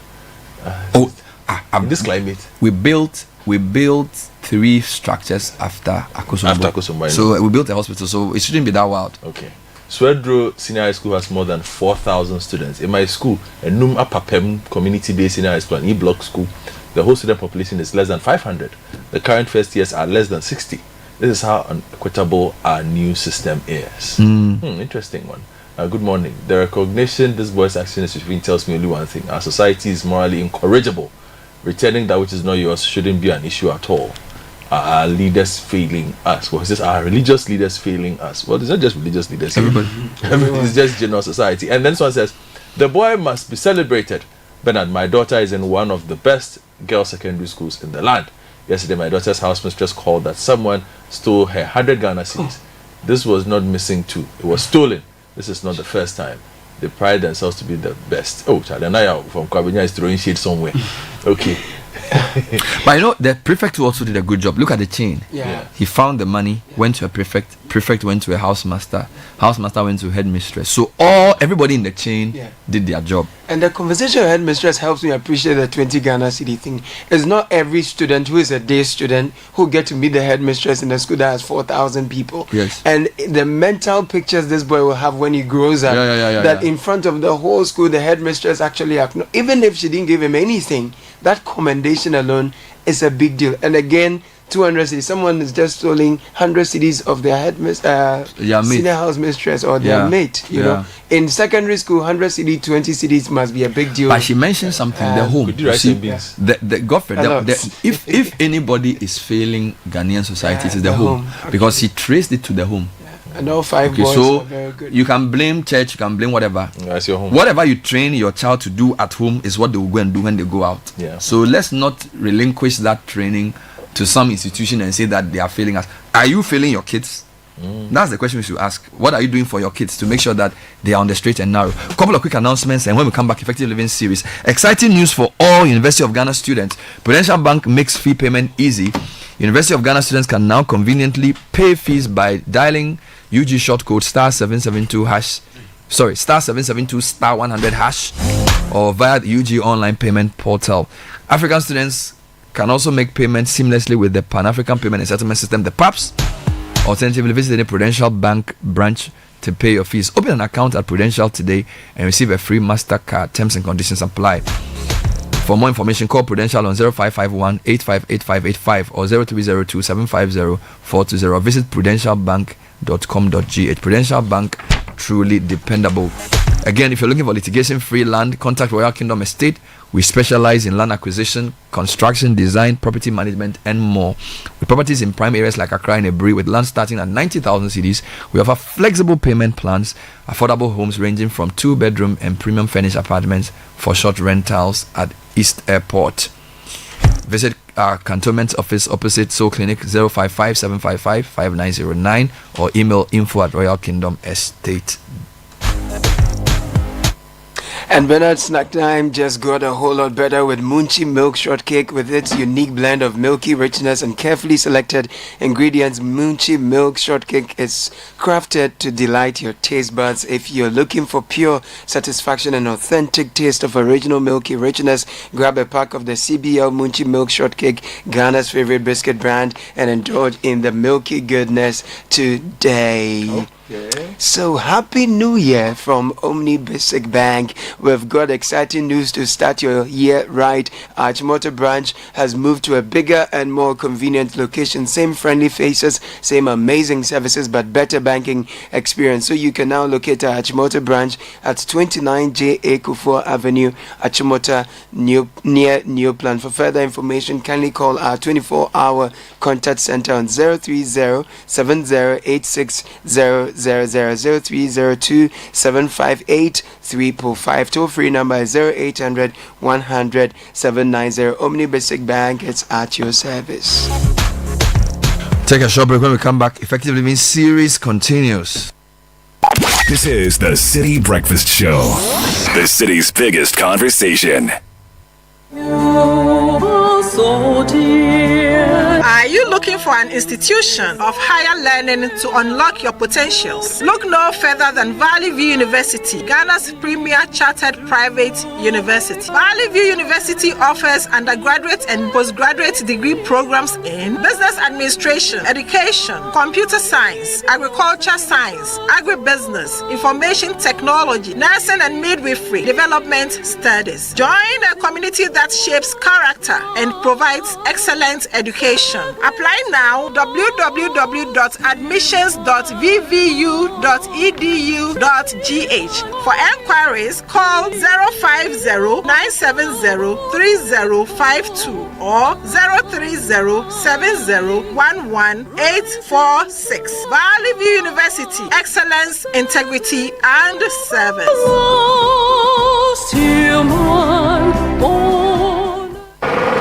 Hey, so what goes into building quality structures? I mean, literally, what goes into it? Wujaf, you don't want to be sitting here somewhere worrying whether or not you did a really good job. It'd be very simple equation. If there's no diamond cement in the mix, massa, forget it. Don't start cry. Menye, diamond cement has been providing builders, block makers, and construction companies that peace of mind for years. Diamond cement is 42.5R grade cement. Unbeatable quality made right here in Ghana. And because we have your pocket in mind, we provide 32.5R grade so that everybody getting on. No long talk, Jack. If there's no diamond cement in the mix, don't start. Locate Diamond Cement Ghana Limited nationwide with factories in Aflao, Takrade, and Buipe, or call 0244-313-368 or 0540-111-978 or 0202-021-175. Diamond Cement, still as hard as a diamond. When you hear that sound, it can only mean one thing. It's the sound of excitement, the sound of milky goodness. It's the unmistakable sound of rich, creamy deliciousness. The sound that lets you know that the original milky richness awaits. The milky richness you can find in every bite of Munchie Milk Shortcake. With its unique blend of milky richness and carefully selected ingredients, Munchie Milk Shortcake is crafted from an original age-old recipe to delight your taste buds. If you're looking for pure satisfaction and the authentic taste of original milky richness, it's time to grab a pack of your favorite biscuit, Munchie Milk Shortcake, today. This advert is FDA approved. First impressions matter. Make yours unforgettable with the irresistible scent of Princess Body Mist and Roll-On. Designed for every lady who wants to leave a lasting impression wherever she goes. And for our gentlemen, there is Style Up Perfume and Roll-On. Elevate your presence with a confident, masculine fragrance that keeps you dry and fresh all day. Because your fragrance should speak before you do, use Princess Body Mist and Roll-On and Style Up Perfume and Roll-On. Your daily essentials for smelling good from dawn till dusk. Princess and Style Up. Smell good and feel great together. The GC brand. It's all about you. This advert is FDA approved.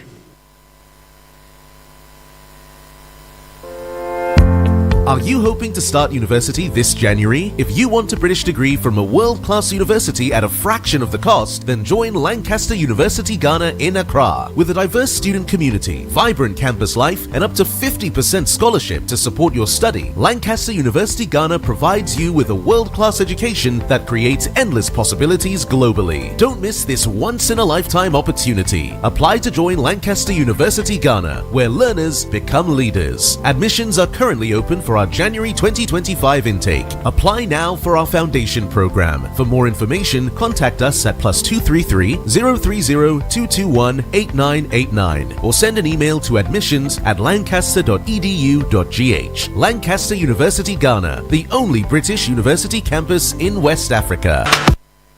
When you hear that sound, it can only mean one thing. It's the sound of excitement, the sound of milky goodness. It's the unmistakable sound of rich, creamy deliciousness. The sound that lets you know that the original milky richness awaits. The milky richness you can find in every bite of Munchie Milk Shortcake. With its unique blend of milky richness and carefully selected ingredients, Munchie Milk Shortcake is crafted from an original age-old recipe to delight your taste buds. If you're looking for pure satisfaction and the authentic taste of original milky richness, it's time to grab a pack of your favorite biscuit, Munchie Milk Shortcake, today. This advert is FDA approved. This is the Citi Breakfast Show, the city's biggest conversation.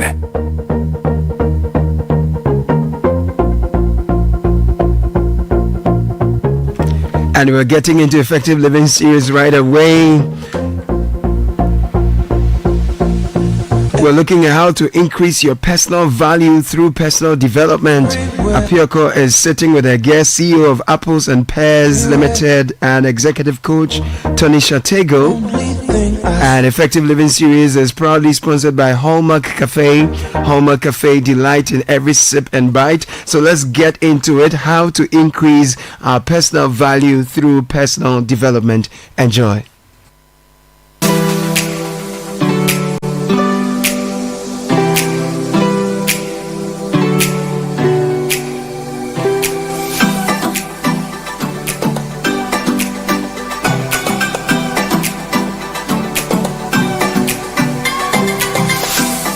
You're very welcome to the Effective Living Series 2025. My name is Apioko. Now you're listening to us on 97.3 Citi FM and watching us on Channel 1 TV.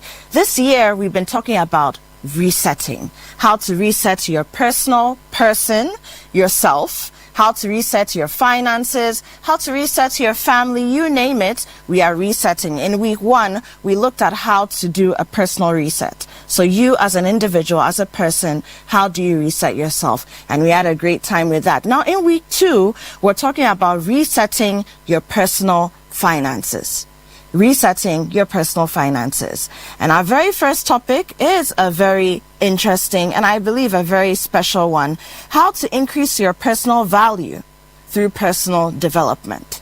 How to increase your personal value through personal development. Now, if you do not develop your personal value as an individual, there will be very little chance for you to make money and to thrive financially. Now, I am not the expert here. My guest today is Tonisha Tego. She is the CEO of Apples and Pears and also the creator of the Ladies Entrepreneurship Club, more popularly known as the LEC. Tony is going to do a presentation, and when we're done, she and I will have a conversation delving deeply into how you can reset your personal finances.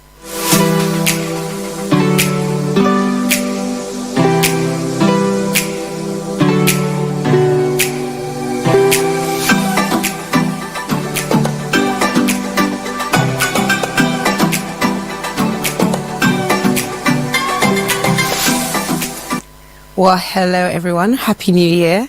Such a lovely welcome from Apioko. As she did mention, my name is Tanisha Tego.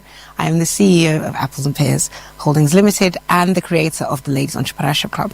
And today I am so happy to come and talk to you about how we can increase our personal value through professional development. Now, why is it that we're increasing our personal value through professional development? It's mainly because actually the ability for us to develop the space to have our own identity and our own personality comes from us having enough money to live, to eat, to have shelter, and that gives us the space to do everything we need to do as people to create our personal value, which is actually the value that we present to society as individuals personally, right? So let's dive in to what that is. So as I mentioned, personal development is very important. It's important firstly in our professional roles. We all understand it is because we've all been to school. We've, in some way we've either learned through our friends, through our family, through educators, whether we're homeschooled or we've been all the way up to university. But fundamentally, all those things, we learn them and we try and push them into our professional world. And we're constantly trying to develop in our professional world for one main reason. Usually because we like food and we want to get paid, we want to buy some food, we want to pay our rent, we want to feed our children, we want to look after our loved ones. So ultimately, our personal development is very important in professional settings. But our personal development in professional settings is more important than it is in our personal growth because, as I mentioned earlier, We won't be able to grow personally if we don't have access to food, shelter, warmth, and the ability to look after our loved ones. When we develop the ability to have that personal development, we now also have the ability to increase our employability, which means, yes, we've gone past those first jobs, those first roles that gave us our first CDs, our first dollars, and we've moved into an area where increasingly we're growing, right? We're hopefully getting promoted, we're starting businesses of our own, and we're building our confidence, and therefore we're able to invite new opportunities that we could never have thought of before into our lives. And that's really what we're going to talk about today. So in order to cover that, we're going to cover 3 core areas first, and then I'm going to talk more around the strategy about how we can implement this. So the first area is in terms of mastery of skills and networks. Now, believe it or not, the key word here is the mastery. It's very important that you become a master at something. You have to pick a thing that you are very good at. Because in the age of AI, where technology is coming along and trying to replace the work that we do, it's important that there is at least one thing on this earth that you have that is your own. What does that enable you to do?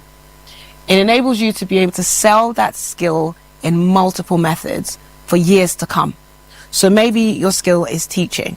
Well, today I teach. Tomorrow I teach someone else how to teach. The next day I write a book about teaching. And one day maybe I become the Minister of Education.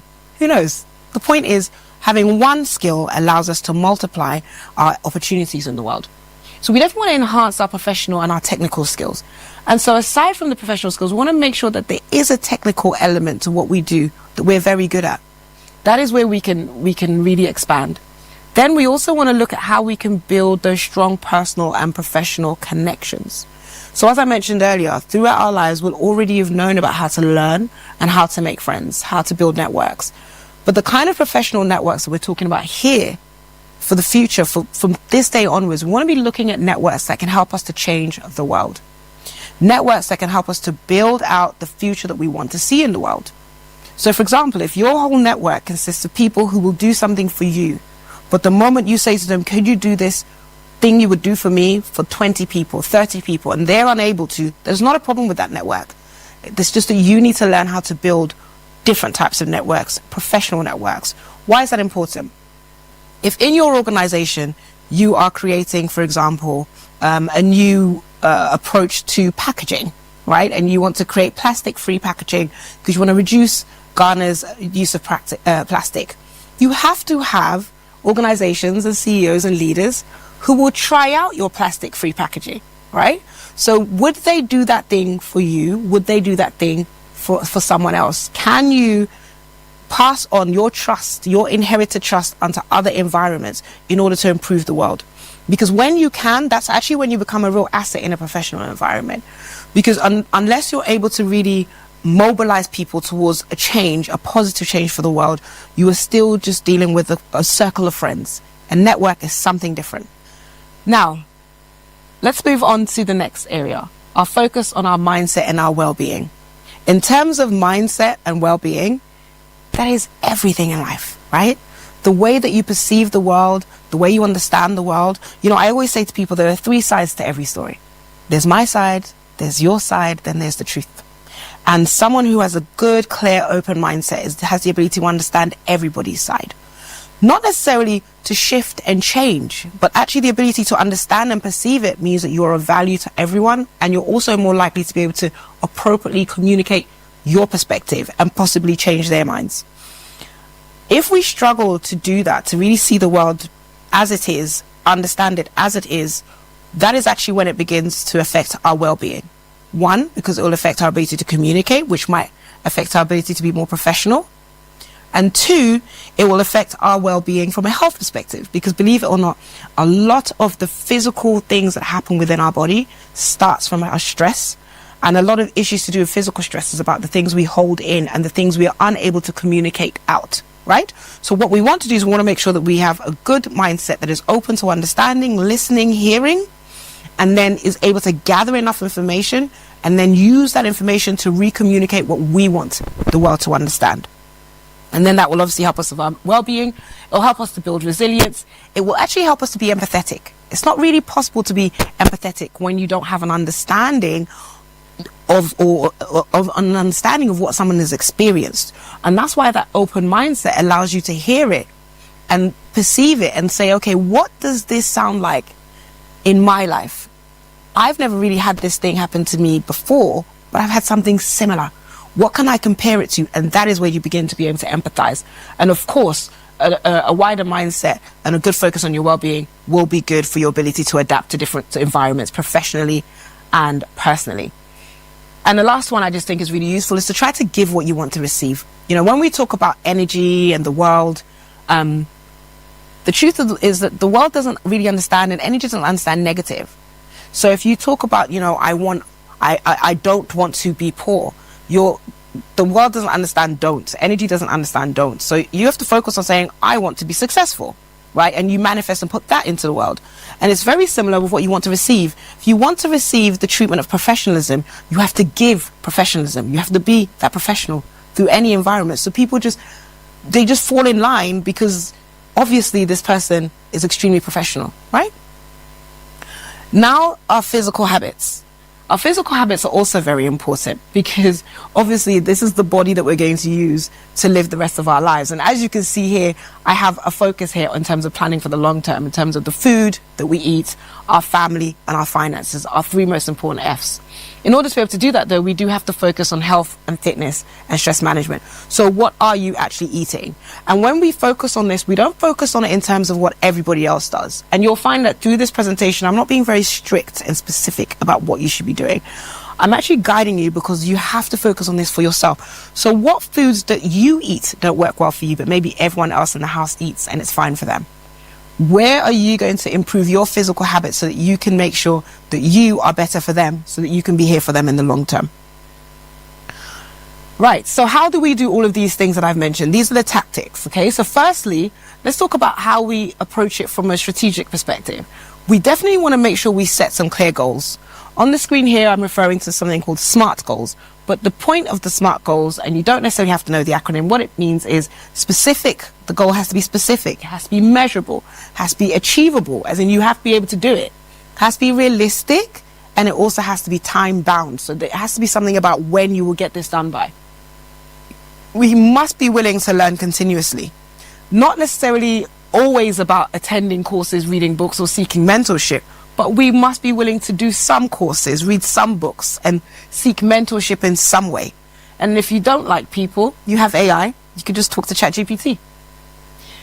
Next, we need to think about how we embrace feedback, because it's the feedback that we use to make the decisions on where we need to develop professionally and personally, right? So we need to be able to embrace feedback and use constructive criticism only to improve. So not just criticism. A lot of people like to offer criticism. We can hear it. That's fine. Remember, we are opening our mindsets. We understand other people's perspectives. But if that criticism in itself is not constructive and we cannot find a way to make it constructive, we will have to let that go. And then we want to be able to step out of our comfort zones and engage deeply in activities that challenge us. So to do that, we have to develop skills in time management. We have to prioritize our tasks, eliminate any distractions with music if necessary, and then also balance our work, our learning, and our leisure. We need to start to build the professional brands that we will work with through that process. So for some people, it might be looking at how to express ourselves through art, writing, speaking engagements, networking, and maintaining our authenticity and integrity. And then we need to look at how we will measure that. And probably for a lot of people, it will be through higher earnings. You will see those career opportunities coming up, and you have better relationships and mental health. So in summary, professional development and personal development are the key to unlocking your full potential. It will enhance your professional growth, it will enhance your relationships, and it will enhance your self-confidence because you'll have the money to be able to do those things. So let us start to focus ourselves on setting some clear goals. Let's start to integrate some more lifelong learning, building resilience, and then understand that growth is a journey. Start small, stay consistent, and the results will follow. So thank you very much, everyone. I'm going to join Afioko, and we shall dive deeper into this topic.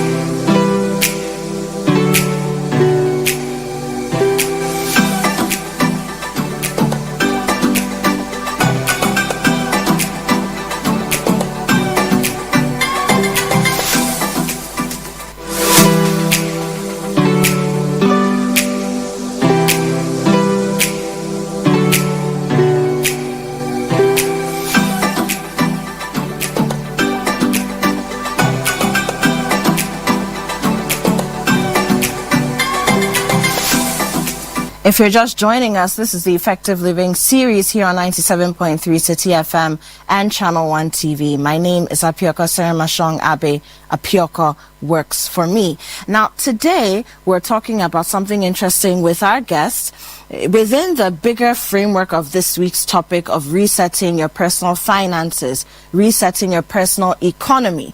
Today we're talking about how to increase your personal value through personal development. And my guest for today, Tony, or I call her Tony, Tanisha Tego, who is the CEO of Apples and Pears. She's also the creator of the Ladies Entrepreneurship Club. She's been giving us some nuggets on how to go about that. So now we're just going to have a conversation about the wonderful presentation that she's given to us. And then you, I'm hoping, are going to take down the notes so that it's not just I heard it, I watched it, I'm done, but you're actually going to learn and actively increase your personal value through your own personal development. Tony, hello. Hello. That was, amazing, very insightful. Thank you. All right, so I just want us to touch on a few things. There were 3 key areas which you sort of outlined, the pillars, as it were, when it comes to your personal development, but within the context of personal value. See, I use the word context. Yeah. So context is very important. Yes. So let's just outline those 3 key things. Yeah. Once more. So the first one is in terms of mastery. And I focused my attention there in terms of skills and networks. Okay. The reason I focus on skills and networks is because those are the things that really we can master, right? So you can pick a skill. There's a really famous writer and set of writers that talk about the fact that you need 10,000 hours of effort on one thing to become an expert. So you can pick a skill, you can focus on that. And it's the same thing with networks. Actually, the reason that as people get older, ordinarily, we put them on such a pedestal is because of the power of their network, right? And the power of their network is because after enough time, they've realized that their network was only powerful if they could use it to improve the lives of others. So really, the sooner we just accept that actually our network is not really a network, it's a circle of friends, unless we can use it to transfer, right? So if at Christmas we want to do a giveaway to an orphanage, and we can't rally 20 people to do that with us, we don't have a network, we just have some friends. That's how I see it. Interesting perspective. That's how I see it. So a lot of us are walking around with families and friends. Yes. And not necessarily networks. Not professional so your network networks. is not just, your professional network is not just for you. No. It's to create impact beyond yourself. Exactly. And in fact, the saying goes, your network is your net worth. Right? So you're not really of value until you have a network that can actually help you to put value into the world. Right? So with well-being and mindset, they're both are linked. When it comes to mindset, the more closed off we are in our mindsets, and especially when you're the kind of person who you look at the world and you ask it why, you look at the world and you ask it, why doesn't it do this for me? You usually end up with a big problem because the world is asking you the same question back. Why aren't you giving me Why aren't you giving me the same thing that you're asking me to give you? So, it's like I say about professionalism. If you go into a workplace and you think to yourself, I should be able to transfer the professionalism from one environment, from my last job to here, you're not thinking with context, like we said. What were the strengths, weaknesses, opportunities, and threats you took into the last job, right? Or in the last environment you were in, even if it was just this afternoon to this evening. And what are the strengths, weaknesses, opportunities, and threats you bring into this particular one? And when you analyze those things, you'll be able to see why it's not transferring. And so that kind of how you approach, how your mindset you use to approach the world being really important. It's also really important, of course, then for your well-being. Because the more you feel stressed, you feel disappointed, you feel negative, you feel sad, you feel depressed, because of your perception of the world, then of course it affects your well-being as well. So that's the second point. And then the third is about physical health and our physical actions. And it's about everything from just how we could improve. And it's not about, personal training or taking a fast or going on a diet. No, it's what could you do to improve your health for yourself in your context? Because all too often I say to people, I had my, I was born first, and I had my son at 16, he's 23 now. So my first wave of life was being born. My second wave of life was having my son. At 26, I decided to go to university. And I had career in film, but I decided to go to university anyway. And by the time I was 35, I was the dean, right? So I finished, graduated, etc. So that was my next wave. My son also turned 18 around that time. So he's also that wave to do right tertiary, next level of education. He did everything, right? So all of a sudden at 35, these 4 huge waves that pushed me left me. I was no longer a baby. My son was 18, minding his own business.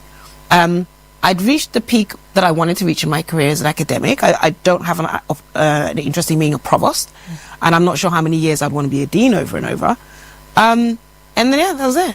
So I had to figure out my own things. And you know what I learned? I realized, actually, I don't really like rice. You were making it because it was something maybe your son liked. I was brought up with rice. Brought up on it. And then I, of course, gave my son rice.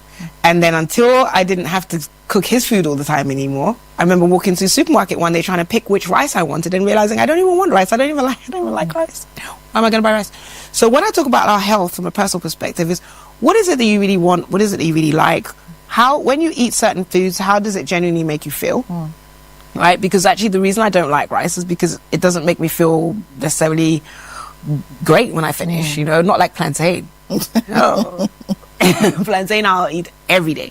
So and I think the more we start to notice those little details about ourselves, the little things, the more we might actually start to notice the patterns between those little things that we don't actually like but we do because everyone else does, and our health problems. Okay, so Tony, let's go for a break. Speaking about food, we need to pay some bills. Our sponsor here on the Effective Living Series 2025 is Hallmark Cafe. Let's take a message from them and we'll be right back.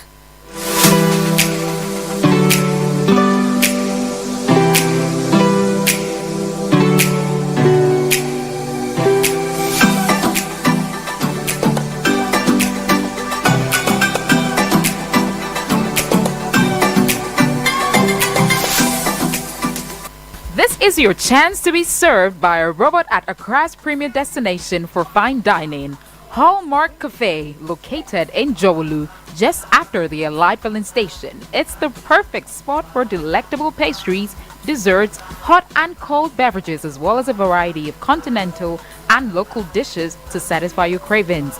Enjoy convenient staff lunch services, expert kitchen management, and outdoor event hosting.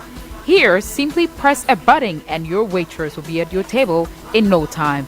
Visit Hallmark Cafe today and experience the future of fine dining. Call us now at 053-7344-095 to make your reservation. Hallmark Cafe.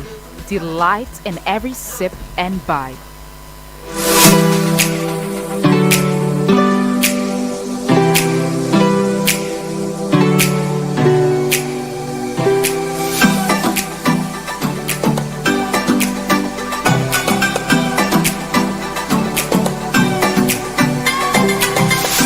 You're welcome back. This is still the Effective Living Series here on 97.3 Citi FM and Channel 1 TV. My name is Apioko. My guest today is Tanisha Tego. She's the CEO of Apples and Pears and also the creator of the Ladies Entrepreneurship Club. We've been speaking a lot about interesting things today, but the topic is how to increase your personal value through personal development. How to increase your personal value through personal development. So, Tony, let's pick up from where we left off, right? You gave a presentation earlier. We're trying to just break some of the key things down. Now, I have a question for you. You mentioned very clearly that it's not enough to develop yourself personally. When we're talking about personal value, we're not talking about your personal values in terms of, I respect people, I have integrity. Personal value is your worth. How can you quantify that, even in monetary terms? Like you said, you spoke about network, it's your net worth, all of that, right? Now, let's just put that into proper context again. That it's not about, when you're talking about personal value, it goes beyond, I have this number of degrees and certificates, or, I took this course last week. It's more than that. Let's just qualify and expatiate on that a bit. Okay, so, let me try and put it another way. I was reading something the other day that I really identified with, and I think is something that can lead to what you're describing. So someone was asking, what can I do to increase my value as an entrepreneur, as a leader? And the answer that they got back was, you have to be able to have something so valuable that people who have more money than you would be willing to pay you for. Right? And usually it's not a degree, because they could pay for anyone with a degree. Right. And it's not any one thing. It's usually the accumulation of your experiences, the way that you've chosen to accumulate them. And then, like I said, that open mindset and your ability to take those experiences, using your open mindset and understanding of the other person's needs, and then communicating what you have as a value add to what they have as a need for value.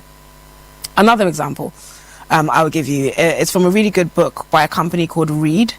I can't remember the name of it, but it's all about recruitment. And in it, he says that in every job interview, there's 3 characters. Firstly, there's the character, the person who has a problem and who has money and they need that problem fixed. So they have the money and they have the problem. They give that money and problem brief to someone else. That's person number 2. Person number 2's job is to find the person who's going to fix this problem for that amount of money or less. And then there's you. You just want the money. You just want the money. Like, the perception of being of value personally doesn't come in. So when you're in the interview, that person can't just give anyone the job, because they've got to go back to somebody else and say, I've found the right person. Right. But you don't come across personally as valuable. And so that's why, you know, it is important, as you pointed out. It's not about your personal values. It's what makes you valuable as a person. What is the value that you bring specifically? If 5 of you were standing next to each other in a line, why would I give something to you instead of everybody else? And that's really what we're talking about, personal value. But that's why it can't come before your professional, you've developed yourself professionally, your professional development. Because a lot of times we learn those skills through being put in a value exchange scenario. Sometimes we learn it maybe if you we're in the right clubs at school, you play certain sports, you kind of can learn that. But most of the time you learn it from your first jobs, like your national service, depending on if you take it seriously, and things like that. So you have to have that professional opportunity to experience. You have to take it seriously with an open mindset, and you can start that any day. And that gives you the things. Internships, national service. But just watching shows. Professional attachments, watching shows, online and going online, speaking less, listening more, reading more, hearing more, and also failure. Okay, so it's good you mentioned failure, because we are wrapping up the conversation now, but when I think of challenges or potential obstacles to developing personal value, I think of the fear of failure. So the fear of failure, lack of time as an excuse, and then also lack of resources, depending on what that means. What's your take on that? So, I mean, it's a shame I can't remember the words, but for example, Serena Williams, you know, with all the records that she's broken positively, has also broken the most records. Serena Williams had the record for the most unforced fouls or something like that, failures. You know, like when they go to strike, no one did anything to you. You just didn't do it properly. I can't remember the phrase. And the reason it's important is because I was just reading a post this morning about a whole load of athletes, Kobe Bryant, all these people who actually have the record for the opposite as well as the record for the top. For the top. So they were also trying to overcome their failure. That's it. In becoming the success. They kept coming back after the failure, right? So imagine you have the best, I don't know, like the most delicious meals, but you also have the most food, give the most food poisoning. It's literally like that. If you stop trying, then of course you fail. Because you stop trying, not because you know, of anything else. Because if you keep trying, you'll have a lot of wins. But of course, the whole point of trying is you'll have a lot of failures. So failure is the only route to success. Wonderful.